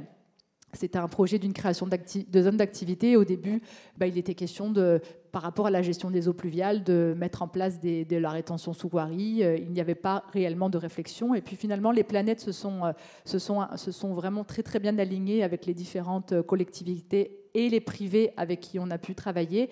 Et on a pu, nous, syndicat de l'Uvonne, proposer un schéma de gestion des eaux de pluie qui ont permis, après explication et argumentation, de convaincre tout le monde qu'il était possible sur ce secteur-là d'aménager une zone d'activité avec 0 tuyau, en fait. Donc et il se trouve l'autre champ, on va dire la chance, ce qui a fait qu'on a pu, nous, syndicat de l'Uvonne, gestionnaire de cours d'eau, travailler sur ce sujet-là, c'est qu'un cours d'eau, un affluent de l'Uvonne, traverse en fait la future zone d'activité, et on a pu coupler renaturation du cours d'eau, création d'un cheminement le long de ce cours d'eau et mise en place de noues paysagères de collecte des eaux pluviales 0 tuyau le long de ce cours d'eau. Donc on est vraiment encore une fois sur un aménagement multi-bénéfices. Il faut savoir qu'on n'était pas du tout dans un cadre réglementaire qui contraignait qui que ce soit, ni métropole, ni les aménageurs privés de venir faire du 0 tuyau. C'est vraiment sur une base de concertation, de travail très étroit. Certains collègues sont dans la salle ici et ont contribué vraiment de façon très, très concrète à la réalisation de ce projet d'ensemble. Et le projet est en cours de réalisation et la première phase de renaturation du cours d'eau a eu lieu cette année avec, alors, je ne sais pas si on le voit très bien ici, mais il a fallu commencer par retirer de la rivière 600 mètres cubes de déchets, puisqu'il se trouve qu'on est à l'aval de la zone d'activité des Palus à Aubagne qui, semble-t-il, est génératrice de déchets. Et on a pu diversifier les écoulements, renaturer en plantant, et on est vraiment on va dire qu'on fournit à la zone d'activité économique une qualité paysagère. Hein, ça a été largement évoqué. Je crois qu'il y a eu des photos pas mal tout à l'heure. Il est clair que avoir une noue enherbée, un chemin avec de la végétation à la place d'un caniveau, je crois qu'il n'y a pas photo, et d'autant plus que c'est moins coûteux à mettre en place. Alors c'est sûr que ça nécessite un entretien, ça nécessite une gestion coordonnée, ça nécessite d'anticiper, de se poser des questions, mais il me semble qu'on a les outils pour pouvoir fournir cette qualité paysagère-là. Un tout petit détour maintenant vers Marseille, on retourne vers Laval. On vient de démarrer des travaux à l'amont du secteur du Pont-Équel à Marseille, dans le quartier de la Pomme, un secteur. En fait, on va créer de l'espace public. Je vais y arriver. Voilà, on travaille en fait sur un secteur d'1 kilomètre d'Uvonne qui va être renaturé. Les travaux ont démarré il y a une quinzaine de jours. Donc ce sont avant tout de gros travaux de terrassement. Donc aussi un sujet à aborder, hein, je l'aborde dans cette... Peut-être je pose la pierre ici. Quand on fait de la GEMAPI, quand on fait de la renaturation, on remodèle, on fait du remodelage de terrain, mais on abat de fait aussi des arbres. Donc c'est aussi quelque chose à avoir en tête. Alors évidemment, on en abat quelques-uns et on en replante énormément, mais qui vont être plus petits. Et c'est un vrai sujet, ça demande aussi du courage, de l'explication. Je pose ça là ici parce qu'on pourrait aussi choisir de ne rien faire. C'est aussi ce qu'on pourrait faire. On le fait, mais ça nécessite politiquement aussi... parfois aussi du courage, et c'est des sujets qui reviennent assez régulièrement. En tout cas, donc sur Marseille, on est en train, vous voyez les premières photos là du chantier, on est en train de débarrasser les berges de l'Uvonne d'un remblai sur une zone SNCF, d'un remblai absolument abominable qui va être une future zone humide et qui va être un futur parc au cœur de la ville de Marseille. On va créer des traversées, 1 kilomètre de voies vertes, et puis surtout renaturer et puis redonner aux Marseillais un accès aux berges qu'ils ignorent à cet endroit-là, puisqu'il est absolument impossible d'y passer, sachant qu'encore une fois, c'est un projet de réduction du risque inondation qu'on a pu faire inscrire au PAPI. On a réalisé une analyse coût-bénéfice. Hein. On a pu identifier qu'on allait éviter presque 2 millions d'euros de dégâts pour une crue d'ordre décennal, protéger à peu près 200 personnes. On a des impacts à l'aval jusqu'à la cité de la Gardanne. Donc c'est quand même un projet qui répond à plusieurs types d'objectifs. Et puis voilà, voilà, d'un cul-de-sac, on va en créer un lieu de déplacement quotidien. J'évoque juste là encore ici le sujet de la concertation. Quand on crée un espace public, on crée de nouveaux usages avec toutes les peurs qui vont. Monsieur le maire parlait du Covid tout à l'heure. Alors à la fois, il y a une demande accrue de se déplacer à côté de chez soi, mais il y a aussi une peur d'accès à la propriété, une peur peut-être de pratiques qui ne seraient pas conformes avec une atmosphère sereine. Ce sont quand même c'est des sujets qu'on doit apporter, c'est des projets qu'on doit porter avec un souci de prendre le temps, de concerter, tout en passant le plus vite possible à l'action. Voilà, un dernier projet. J'ai encore 2 minutes, Agnès, dis-moi. Exactement. Oui, voilà, je le savais. Un projet à Aubagne, si vous voulez venir, si vous habitez à Aubagne, n'hésitez pas à venir en réunion publique lundi prochain à 18h30 pour présenter le projet de renaturation de l'Uvonne au cœur du centre-ville, donc dans le parc de la Botte. Donc l'Uvonne, il coule. Bon, il coule. Il faut savoir qu'on a à peu près un tiers d'Uvonne qui ne coule pas cette année. C'est une vraie catastrophe, comme un petit peu partout. En tout cas, c'est un projet de renaturation. On va aussi diminuer le risque d'inondation, mais de manière un petit peu moins ambitieuse que sur les autres projets évoqués. Toutefois, c'est un projet vraiment de création de zones de biodiversité. On va replanter énormément, créer des méandres, créer des zones des faciès d'écoulement propices à la présence de poissons.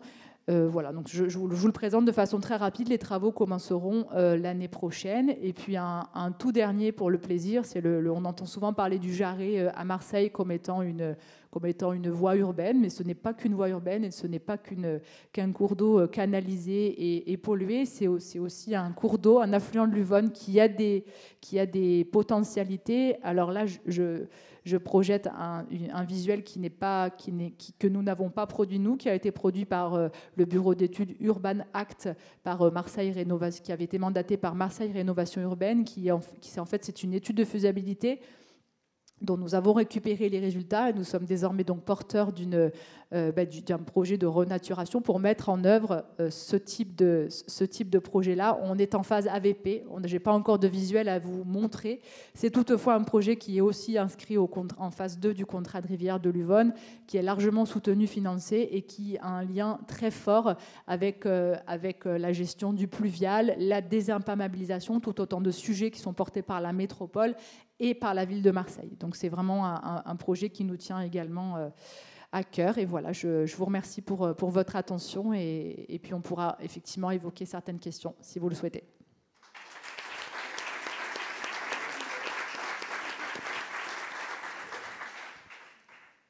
Merci beaucoup Estelle pour ces exemples où on voit que la multifonctionnalité, c'est vraiment un enjeu sur ces espaces, à la fois avec la renaturation, la quête d'une nouvelle fonctionnalité écologique de ces cours d'eau et également la création d'espaces publics.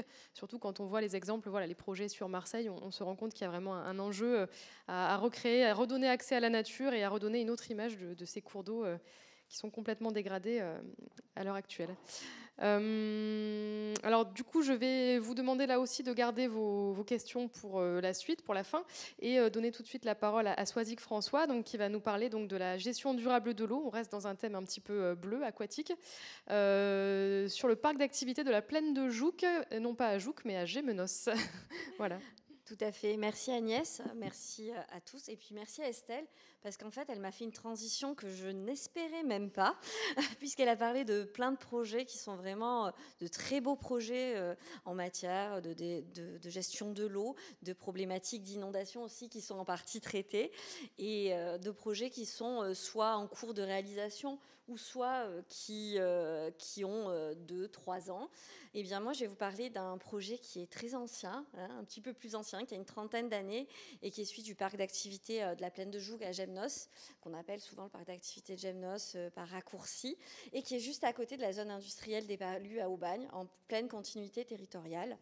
Alors, il se trouve que, juste pour vous situer le contexte, le parc d'activités de Gémenos, c'est quoi ? À la fin des années 80, en fait, on a eu une problématique sur le territoire qui était la fermeture des chantiers à la Seine-sur-Mer, mais aussi à La Ciotat. Donc il fallait trouver des solutions pour créer de l'activité économique et de nouvelles zones d'activité, de nouveaux parcs d'activité. Donc ça a été chose faite fin des années 80 à La Ciotat, au Bagne et à Gemnos. Donc nous on est dans ce cadre-là, c'est une décision du ministère de l'économie, de l'industrie qui a été prise. Et donc, en 98, tout est signé, les arrêtés sont signés. On avait une ancienne base de dirigeable souple qui desservait le sud de l'Europe et la Méditerranée, le bassin méditerranéen pendant la Première Guerre mondiale. Et il nous restait encore l'entrepôt qui a été dynamité justement au moment de la mise en place de ce projet, de ce déblocage de foncier. Et qui a permis à la fois de construire le parc d'activité de Gemnos, pour être très précise, et qui a également permis de faire l'extension de la zone industrielle des Palus, la deuxième phase. Voilà. La volonté initiale, elle a été très claire dès le départ, toutes les parties prenantes, et il y a eu notamment une très très forte implication que je tiens à souligner, ils ne sont pas là aujourd'hui, mais qui est toujours présente. Et c'est aussi pour ça que vous allez voir que notre parc d'activité est si agréable et toujours, toutes les règles ont été maintenues. C'est la mairie de Gemnos qui a voulu créer un parc à haute qualité environnementale tout de suite. Alors on était dans la fin des années 80. Ce n'était pas encore forcément quelque chose qui se faisait de partout, on va dire ça comme ça. Voilà. On avait une problématique, on est sur d'anciennes zones inondables, donc il fallait aussi gérer l'eau. Et on a la Maïr qui passe dans le parc d'activité. On a aussi un risque d'inondation à gérer. Donc, on s'est dit, enfin, pas moi, mais les personnes qui ont travaillé sur le projet à l'époque, que la gestion de l'eau, elle se ferait à ciel ouvert et qu'elle serait avec un maximum d'espace vert et avec des contraintes très fortes pour chaque acteur qui voudrait intervenir dans ce parc. C'est-à-dire à la fois sur la partie collective, mais aussi sur toutes les parties privées. Et vous allez voir, ça se ressort dans toute la gestion qui va suivre. Et en fait, ce système à ciel ouvert nous permet de gérer les crues jusqu'à la crue décennale et de bénéficier d'un environnement qui est très agréable aussi. Aujourd'hui, on a 80 hectares, on a à peu près 300 entreprises et plus de 4000 salariés qui travaillent sur le parc d'activité tous les jours. Donc vous voyez, c'est un parc d'activité. Là, vous êtes sur la deuxième image qui est de ce côté. Vous êtes en plein dans une des avenues les plus industrielles de notre parc d'activité. Et en fait, le centre, c'est cette immense noue centrale arborée qui nous sert également sur notre système hydraulique qui se rejette dans un bassin qui s'appelle la Grande Lagune. Mais en même temps, on a un usage industriel à côté. Il ne faut pas non plus toujours... des fois, on a tendance à se penser que les deux ne sont pas compatibles.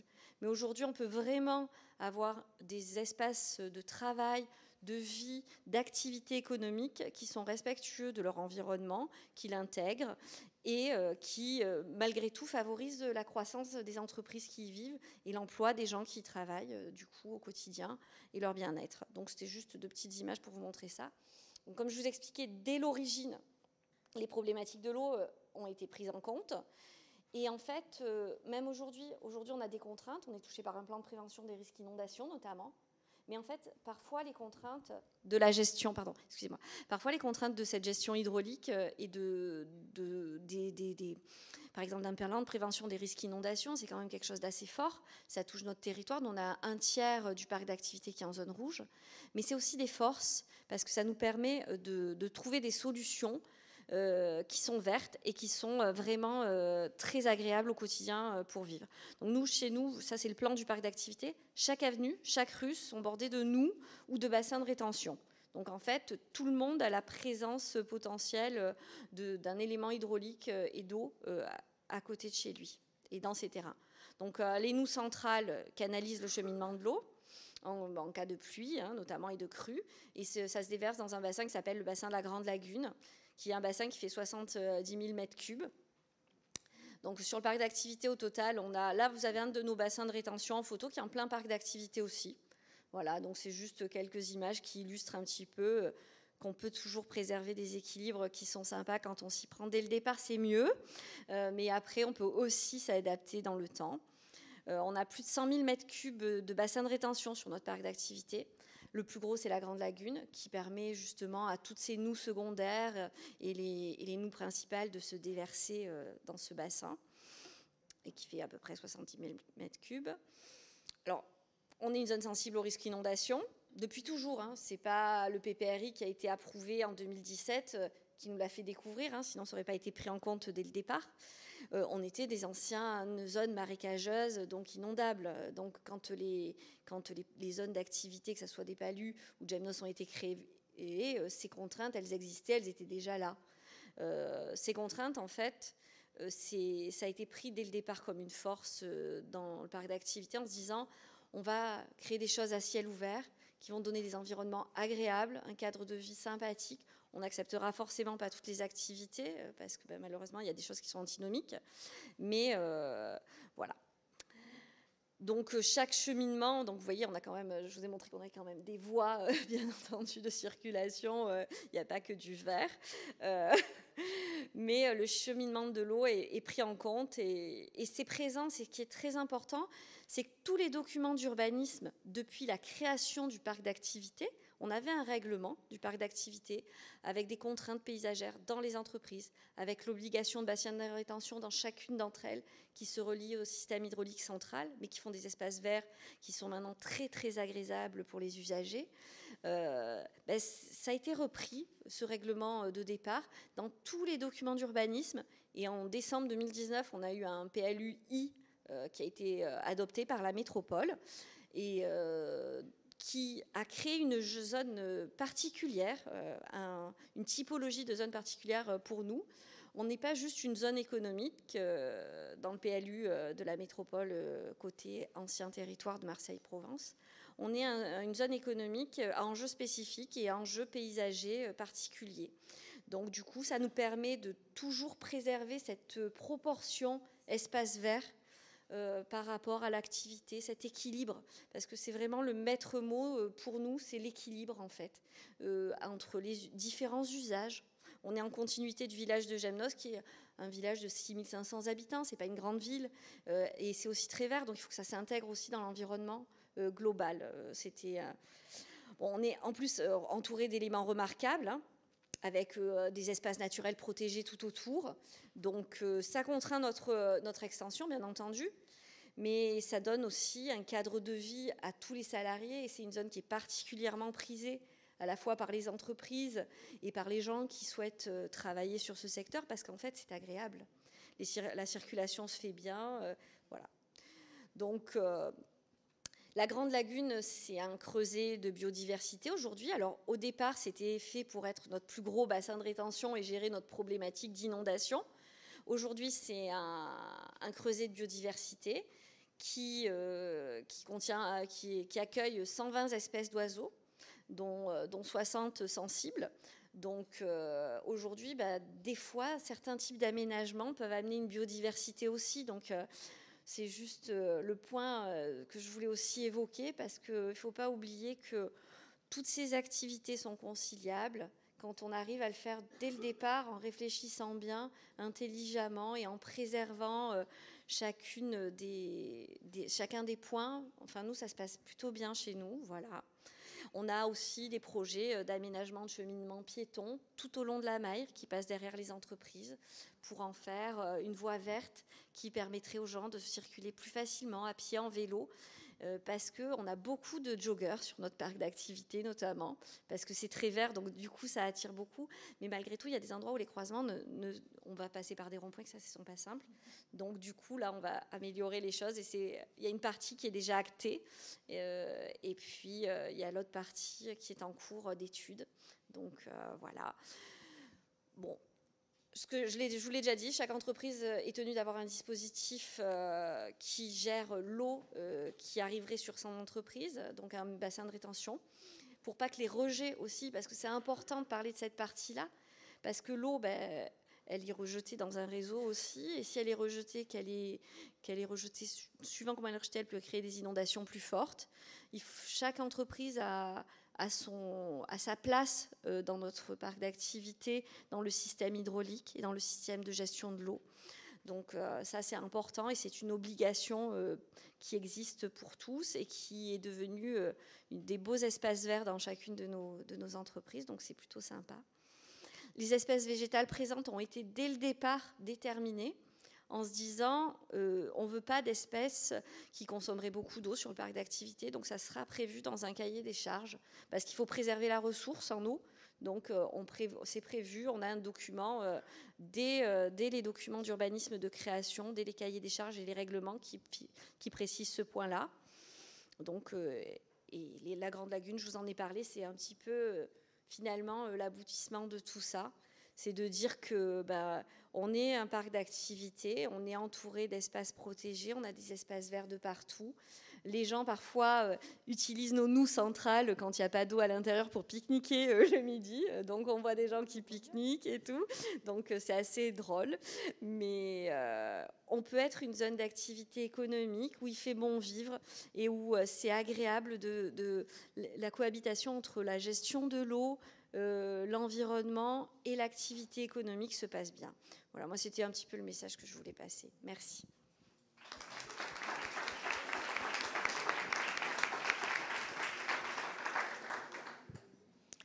Merci beaucoup, Swazik. Je suis convaincue que cette qualité environnementale participe à l'attractivité de votre zone d'activité et que ça fait sans doute partie des critères de choix pour certaines entreprises pour décider de leur lieu d'implantation. C'est sûr. Et merci aussi à l'Arbre, parce que je ne l'ai pas dit, mais on a été labellisé niveau 2 en première candidature l'année dernière. Donc, du coup, la précédente promotion. Et donc, c'était aussi une reconnaissance de tout ce travail qui a été fait tout au long des années par les équipes. Et merci pour l'organisation de cette belle journée, Agnès. Merci à vous. Donc, niveau 2 du label Parc Plus. Voilà. Je vous propose de passer à une session de questions-réponses à nos intervenants. Déjà, j'avais une petite question pour monsieur le maire du Canet-des-Maures. Qui va sans doute intéresser beaucoup de collectivités qui se sont lancées dans la végétalisation et la plantation, comme vous l'avez fait. L'été dernier, on a eu des restrictions très fortes au niveau de l'arrosage, voire même des interdictions d'arrosage. Et c'est un petit peu antinomique, puisqu'on nous demande on nous enjoint à planter, végétaliser. Et paradoxalement, on sait bien que les plantes et les végétaux, il faut les arroser au moins les 3 premières années pour qu'ils puissent s'enraciner correctement, même si on choisit des végétaux adaptés, hein, bien entendu. Comment ça s'est passé du coup dans votre collectivité l'été dernier ? Mal au départ. Mal parce que quand on est arrivé au dernier degré de... c'est comment ça s'appelle le dernier ? De sécheresse, là, c'est... Crise. Situation de crise. Le préfet nous a envoyé les enquêteurs, là. Et ils sont tombés sur mes agents qui arrosaient les arbres. Parce qu'on avait bien suivi l'évolution, on avait anticipé, puisqu'on n'avait pas planté de fleurs cette année, on avait respecté à chaque fois, sauf que pour les arbres, malgré l'arrêté préfectoral, j'ai donné comme consigne à mes équipes de continuer d'arroser. Et là, évidemment, j'ai pris un déferlement des services de l'État, expliquant que moi, le maire, je devais être un exemple de représentation et de respect de la loi. Mais je lui ai expliqué que parfois, quand la loi était en retard sur la réalité, il fallait oser y contrevenir, fameuse désobéissance civique. Et là, ils l'ont très mal pris. Ils m'ont dit que non, que je devais respecter, point final, je devais tout arrêter jusqu'à ce qu'ils statuent. Alors, j'aurais dit que non, que je continuerais. Et donc, face à notre détermination, ils ont dit, voilà, à ce moment-là, il faudrait peut-être nous faire une demande de dérogation. Alors, on a fait une demande de dérogation qu'on a argumentée comme un plaidoyer, susceptible d'aller devant les tribunaux, parce que j'étais quasiment sûr d'y aller, vu que j'étais frondeur. Et qui a juste mis en exergue, ce que même les juges auraient forcément été obligés de convenir, c'est qu'il y avait antinomie et opposition et contradiction entre les différentes lois. Donc là, une espèce d'arrêté préfectoral sécheresse et la réalité des différentes lois climat et résilience et protection de l'environnement qui font que chaque année, il faut planter et que les plantations, c'est là qu'il faut réhabituer tous les services à la vitesse et à la temporisation de la nature et non plus à celle de la construction et de la bétonisation. C'est qu'il faut du temps, et que ces jeunes arbres, il leur faut au moins 3 ans pour accomplir leur fonction et pour devenir autonomes afin d'accomplir leur fonction de lutte contre le réchauffement climatique. Et le plaidoyer a été tellement bien fait par les services, que je remercie évidemment, qu'on a eu dans l'heure où on leur a proposé, on a eu la dérogation pour arroser nos arbres. Et là aussi, il faut savoir tenir et il faut savoir aussi s'insérer dans les commissions qui s'occupent de ça. Parce que j'ai découvert qu'il y avait au niveau régional, de préfecture régionale, une commission qui serait de l'eau. Je ne sais pas exactement comment ça fonctionne, qui se réunit au mois de février ou à l'automne. Voilà. Où évidemment, alors là, bon, je veux faire de tort à personne, mais tous les lobbies étaient bien représentés. Le golf, qui eux ont leur dérogation sans la demander. Les viticulteurs, bon, c'est plus compliqué, mais ils ont quand même leur dérogation. Et nous, les acteurs de terrain, qui sommes donc les petits colibris, qui vont contribuer à la lutte contre le réchauffement climatique, ben on n'y est pas. Si bien qu'il n'existait pas de dérogation pour arroser. Mon collègue de Draguignan, lui, il a été, pour l'année précédente, il a eu un rappel à la loi. Bon, ils m'ont dit que j'aurais ça, mais j'ai dit, je veux rien, je m'en fous, moi, je veux aller devant les tribunaux, si vous tenez. J'irai mieux expliquer, c'est pas une tocade. Voilà, alors donc, il faut investir toutes ces commissions de façon à ce qu'en amont, on fasse entendre la voix des élus, de façon à ce qu'on comprenne qu'une action sur le terrain qui se met sur le long terme, parce que tout ce qui concerne la nature nous met sur le long terme, eh bien, il faut que toutes les administrations qui s'en occupent aillent sur ce même tempo et respectent notre action.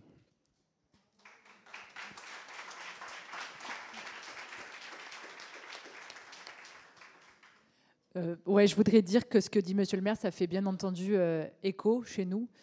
Sur le bassin Vincent-Luvonne, on est en arrêté de crise sécheresse depuis le 20 mai 2022. Donc, on n'a plus le droit d'arroser depuis le 20 mai.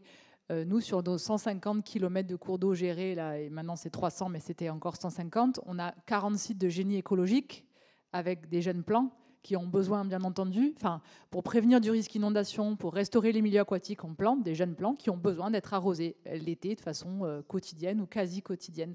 Alors, comment on fait le 20 mai 2022 ? Alors, il se trouve que on n'avait pas le droit, pas de dérogation non plus, même si les stations de lavage peuvent continuer à vendre leurs prestations de lavage de voitures.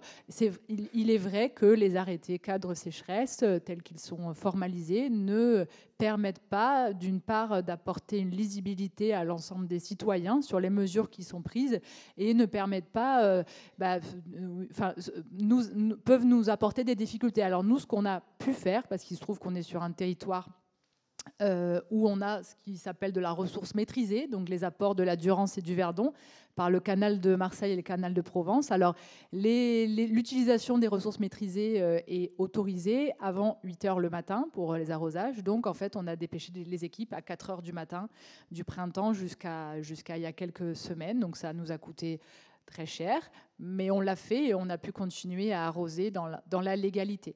En tout cas, sur le bassin Vincent-Luvonne et des égalades, on est en train d'engager un plan de gestion de la ressource en eau avec une étude volume prélevable, un bilan besoin ressources et une concertation. Et on souhaite bien pouvoir abonder dans un sens d'une constructivité. Ce qu'on souhaite, c'est pouvoir proposer la formalisation de pratiques en termes d'utilisation raisonnée et partagée de l'eau. Voilà, c'était le témoignage sur ce sujet-là. Merci Estelle d'avoir complété.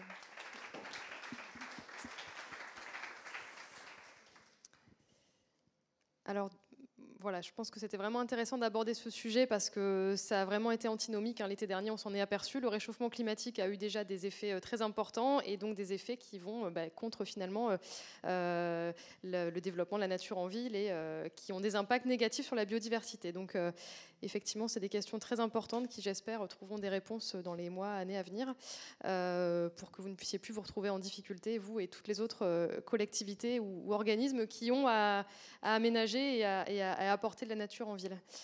Est-ce qu'il y a des questions dans la salle sur les présentations qui ont été sur les retours d'expérience? Alors, je vais passer le micro.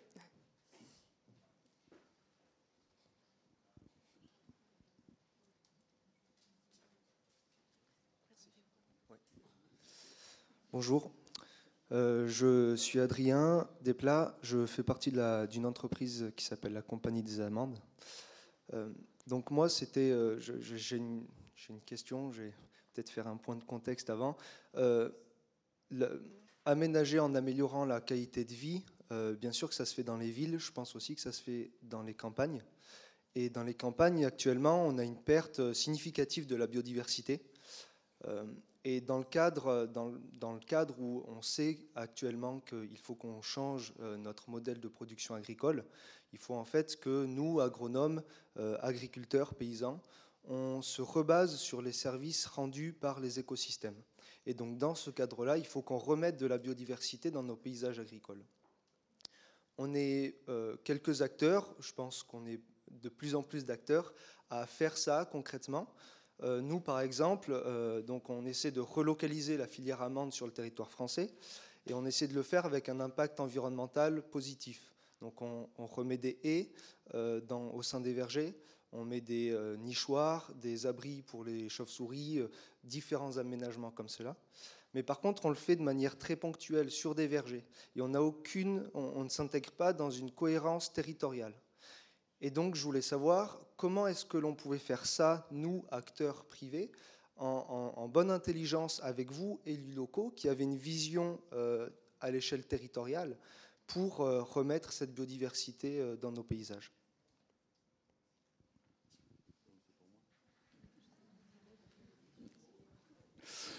Oui, bah, écoutez, moi, je bois vos paroles.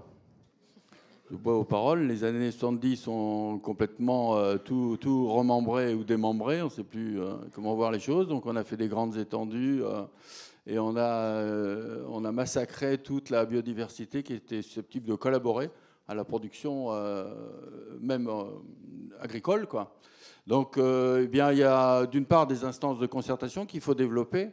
Et d'autre part, effectivement, les fameux documents d'urbanisme, que ce soit SRADET qui a été très bien présenté, j'en profite, mais je le fais à chaque fois, c'est pas de la flagornerie, quoi. La région, avec sa COP d'avance, permet sur notre territoire d'avoir cette chance d'être soutenu au niveau régional, que ce soit au niveau du SRADET ou de l'Arbre. Et donc cette région a pris de l'avance là-dessus et ça nous aide beaucoup. Donc les documents de préfiguration comme le SRADET ou le PLU. Et si on arrive à tous s'entendre, effectivement, on a un peu de chemin à parcourir parce que nous, par exemple, on veut favoriser les circuits courts, donc on va faire une ferme agricole qu'on avait baptisée comment, je ne sais plus à force, parce que potager municipal.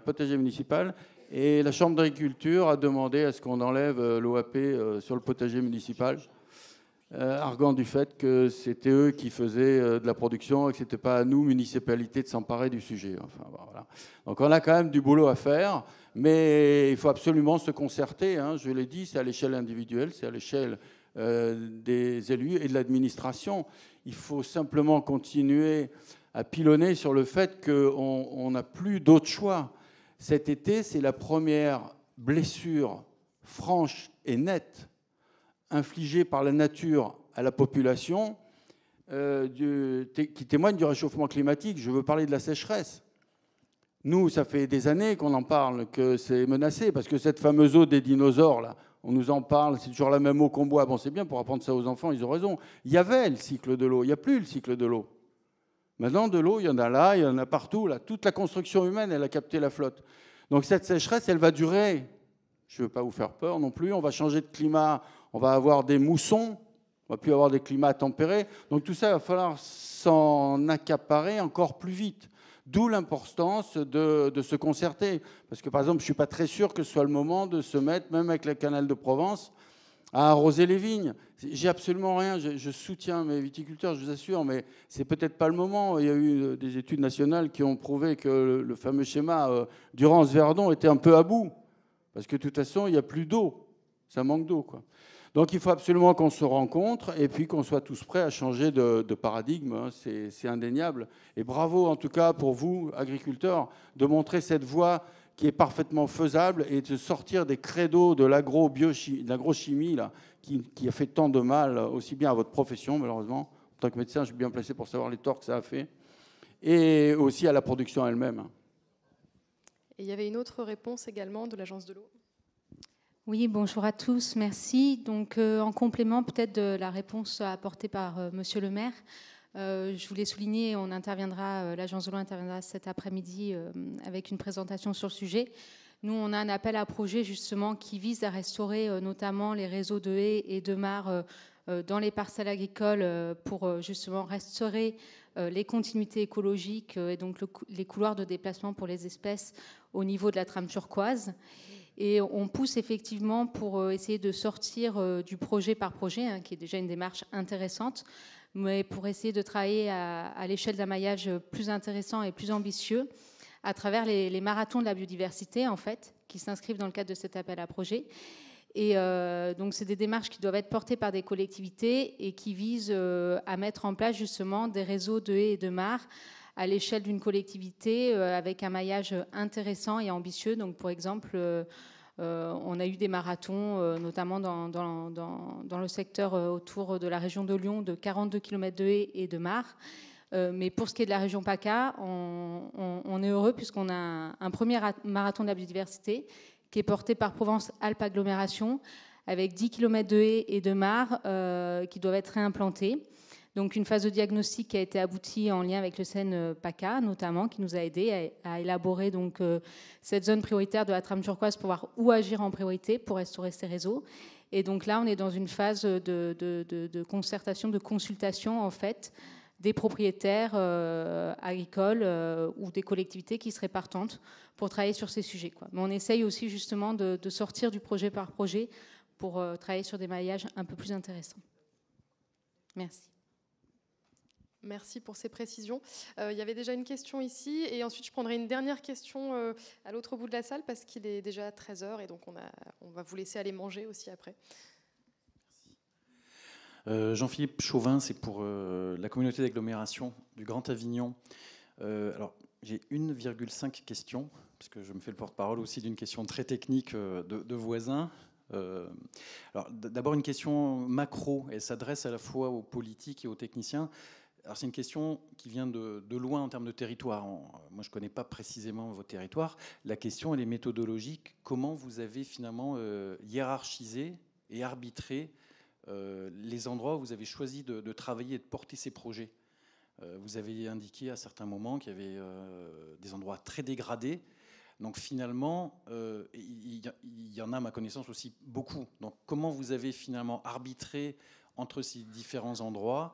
Est-ce que ça a été technique? Est-ce que ça a été pour aller au plus difficile et au plus urgent? Ou au contraire, par moment, vous êtes allé aussi au plus simple à mettre en œuvre rapidement? Donc c'est à la fois politique, technique, et le temps que ça a pris. Voilà, depuis combien de temps finalement avant d'être dans la phase quasiment opérationnelle là, que vous avez présentée? Et la demi-question que je me permets de poser, pardon Agnès, c'est pour l'exemple de micro-forêt que vous avez indiqué, quelle a été la nature de travail du sol? Est-ce que ça a été une reprise lourde ou bien uniquement superficielle? Donc quel travail de sol a été fait à cette occasion? Merci par avance. Alors, je vais pour ma part répondre à la question entière. En termes de hiérarchisation, alors clairement, on a réalisé en 2016 un schéma directeur d'aménagement et de restauration des eaux. Donc, en fait, on a identifié tous les secteurs sur lesquels il y aurait besoin de travailler au titre du risque, de réduire le risque inondation. et de restaurer. Et on a hiérarchisé en fonction de plusieurs critères, mais vous les avez pas mal évoqués, en fonction de la volonté d'aménager, déjà, de politique locale, en fonction de la disponibilité foncière, parce que je n'ai pas eu l'occasion d'en parler, mais évidemment, la question du foncier est un vrai gros sujet, en fonction de la faisabilité, technique. Donc voilà, tout un tas de critères qui ont permis d'identifier, et puis évidemment des critères financiers. Puis après, en termes de durée, alors je vous donne l'exemple d'Oriol. L'opportunité qu'on a eue, c'est qu'il y a eu l'appel à projet Renaturer l'eau de l'agence de l'eau qui finalement nous a donné l'opportunité de allez, vas-y, on se lance, on y va. Et puis, et avec on s'engage sur des calendriers. Et puis, voilà, on a pu avancer parce que le foncier nous le permettait aussi. Et aussi parce qu'on est une structure à taille humaine. Les EPAGE, les syndicats de rivières sur lesquels s'appuient les EPCI, ont une capacité aussi à notifier un marché en un mois. On défie un petit peu toute concurrence par rapport à nos collègues de la métropole Aix-Marseille-Provence. Et c'est aussi un critère qui fait que voilà, qu'il y a eu ce choix organisationnel, ce choix politique organisationnel. On pourra en discuter un petit peu plus sur les critères, mais c'est quand même pour répondre assez rapidement. Et pour votre demi-question, vous aurez une réponse pleine mais rapide. Oui, c'est compliqué parce qu'on est en plein centre urbain. C'était une parcelle où il y avait un ancien parking en bord du cours d'eau. Donc oui, il a fallu décrouter. Oui, on a trouvé des surprises. En plein centre urbain, quand on veut tout planter en pleine terre, et on tombe sur des surprises, on tombe sur des matériaux pas très nobles. Donc oui, à certains endroits, il a fallu aller décrouter assez loin, qu'on a valorisé en filière de tri. Et après, on a aussi essayé d'orienter l'aménagement en fonction, c'est-à-dire qu'on voulait quand même garder la vocation de stationnement sur la partie proche de la route. Donc on a un peu aussi réadapté la forme du jardin avec les considérations du sol, parce qu'on voulait quand même un sol de qualité pour que on va dire les plants puissent s'y plaire. Donc oui, pour répondre à votre question, oui, il a fallu décrouter, oui, il a fallu aller un peu loin à des endroits, et en fonction de ce qu'on a trouvé, on a adapté et on a enrichi aussi le sol quand il était un peu trop pauvre. Merci pour ces précisions techniques. Je crois qu'il y avait une toute dernière question, voilà. Et ensuite, on va pouvoir conclure.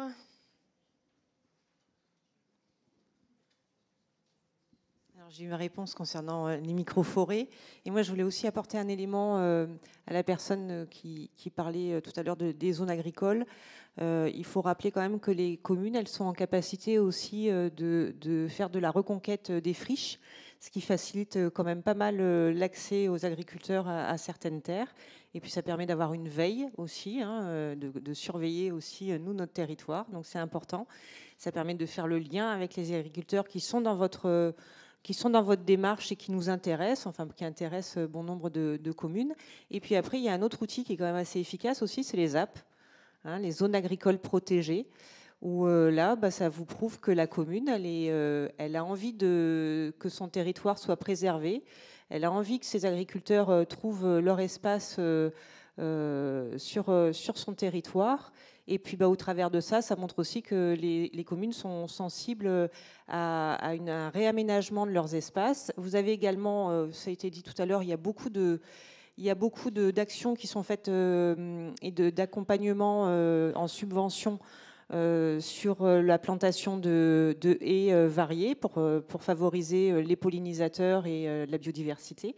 Et je crois notamment qu'il y a des subventions européennes pour ça. Et je crois que les chambres d'agriculture sont très au courant du sujet. Alors, merci pour ces précisions. Du coup, ce n'était pas une question, mais justement, on avait prévu de conclure cette conférence thématique avec Céline Ayotte, donc de la région Sud, pour vous parler en fait des outils pour vous accompagner à mettre en œuvre toutes ces actions qui vous ont été présentées, proposées aujourd'hui. Alors, on va pas rentrer dans le détail parce qu'effectivement, on a pris beaucoup de retard et qu'il faut vous laisser le temps aussi de manger, d'échanger et peut-être de poser d'autres questions à nos intervenants si vous le souhaitez lors de ce temps un peu plus informel. Donc, si vous le souhaitez, les financements régionaux sont regroupés et centralisés, en fait, en tout cas les informations sur le site de la RBE. On a donc une plateforme ARB qui regroupe les informations sur les financements, quels qu'ils soient, de l'agence de l'eau, de la région, etc. Et si vous le souhaitez également, si vous souhaitez aller voir sur le terrain des réalisations auprès de collectivités qui ont déjà mené des actions de transition écologique, on vous propose le Biodiv Tour. Donc c'est une offre de visite à laquelle vous pouvez vous inscrire gratuitement si vous êtes une collectivité, donc un élu ou un technicien pour le moment. Voilà, vous pouvez aller à la rencontre des collectivités qui ont mené des actions, que ce soit en termes de souveraineté alimentaire, de nature en ville, de désimperméabilisation, etc. Donc n'hésitez pas à vous renseigner. Quentin Dillasser en a parlé tout à l'heure. On anime encore jusqu'à fin décembre la formation des élus dans le cadre du programme Nature for City Life. Donc si vous êtes un élu de territoire métropolitain, les 3 territoires couverts par ce programme, vous pouvez bénéficier de formations gratuites sur la nature en ville et l'adaptation au changement climatique. Donc là aussi, il y a un stand avec une exposition dans le hall, donc n'hésitez pas à aller vous renseigner. Voilà, mais je pense qu'il est temps de conclure. Je voudrais vraiment remercier vivement nos intervenants. Ça a été très intéressant, très riche.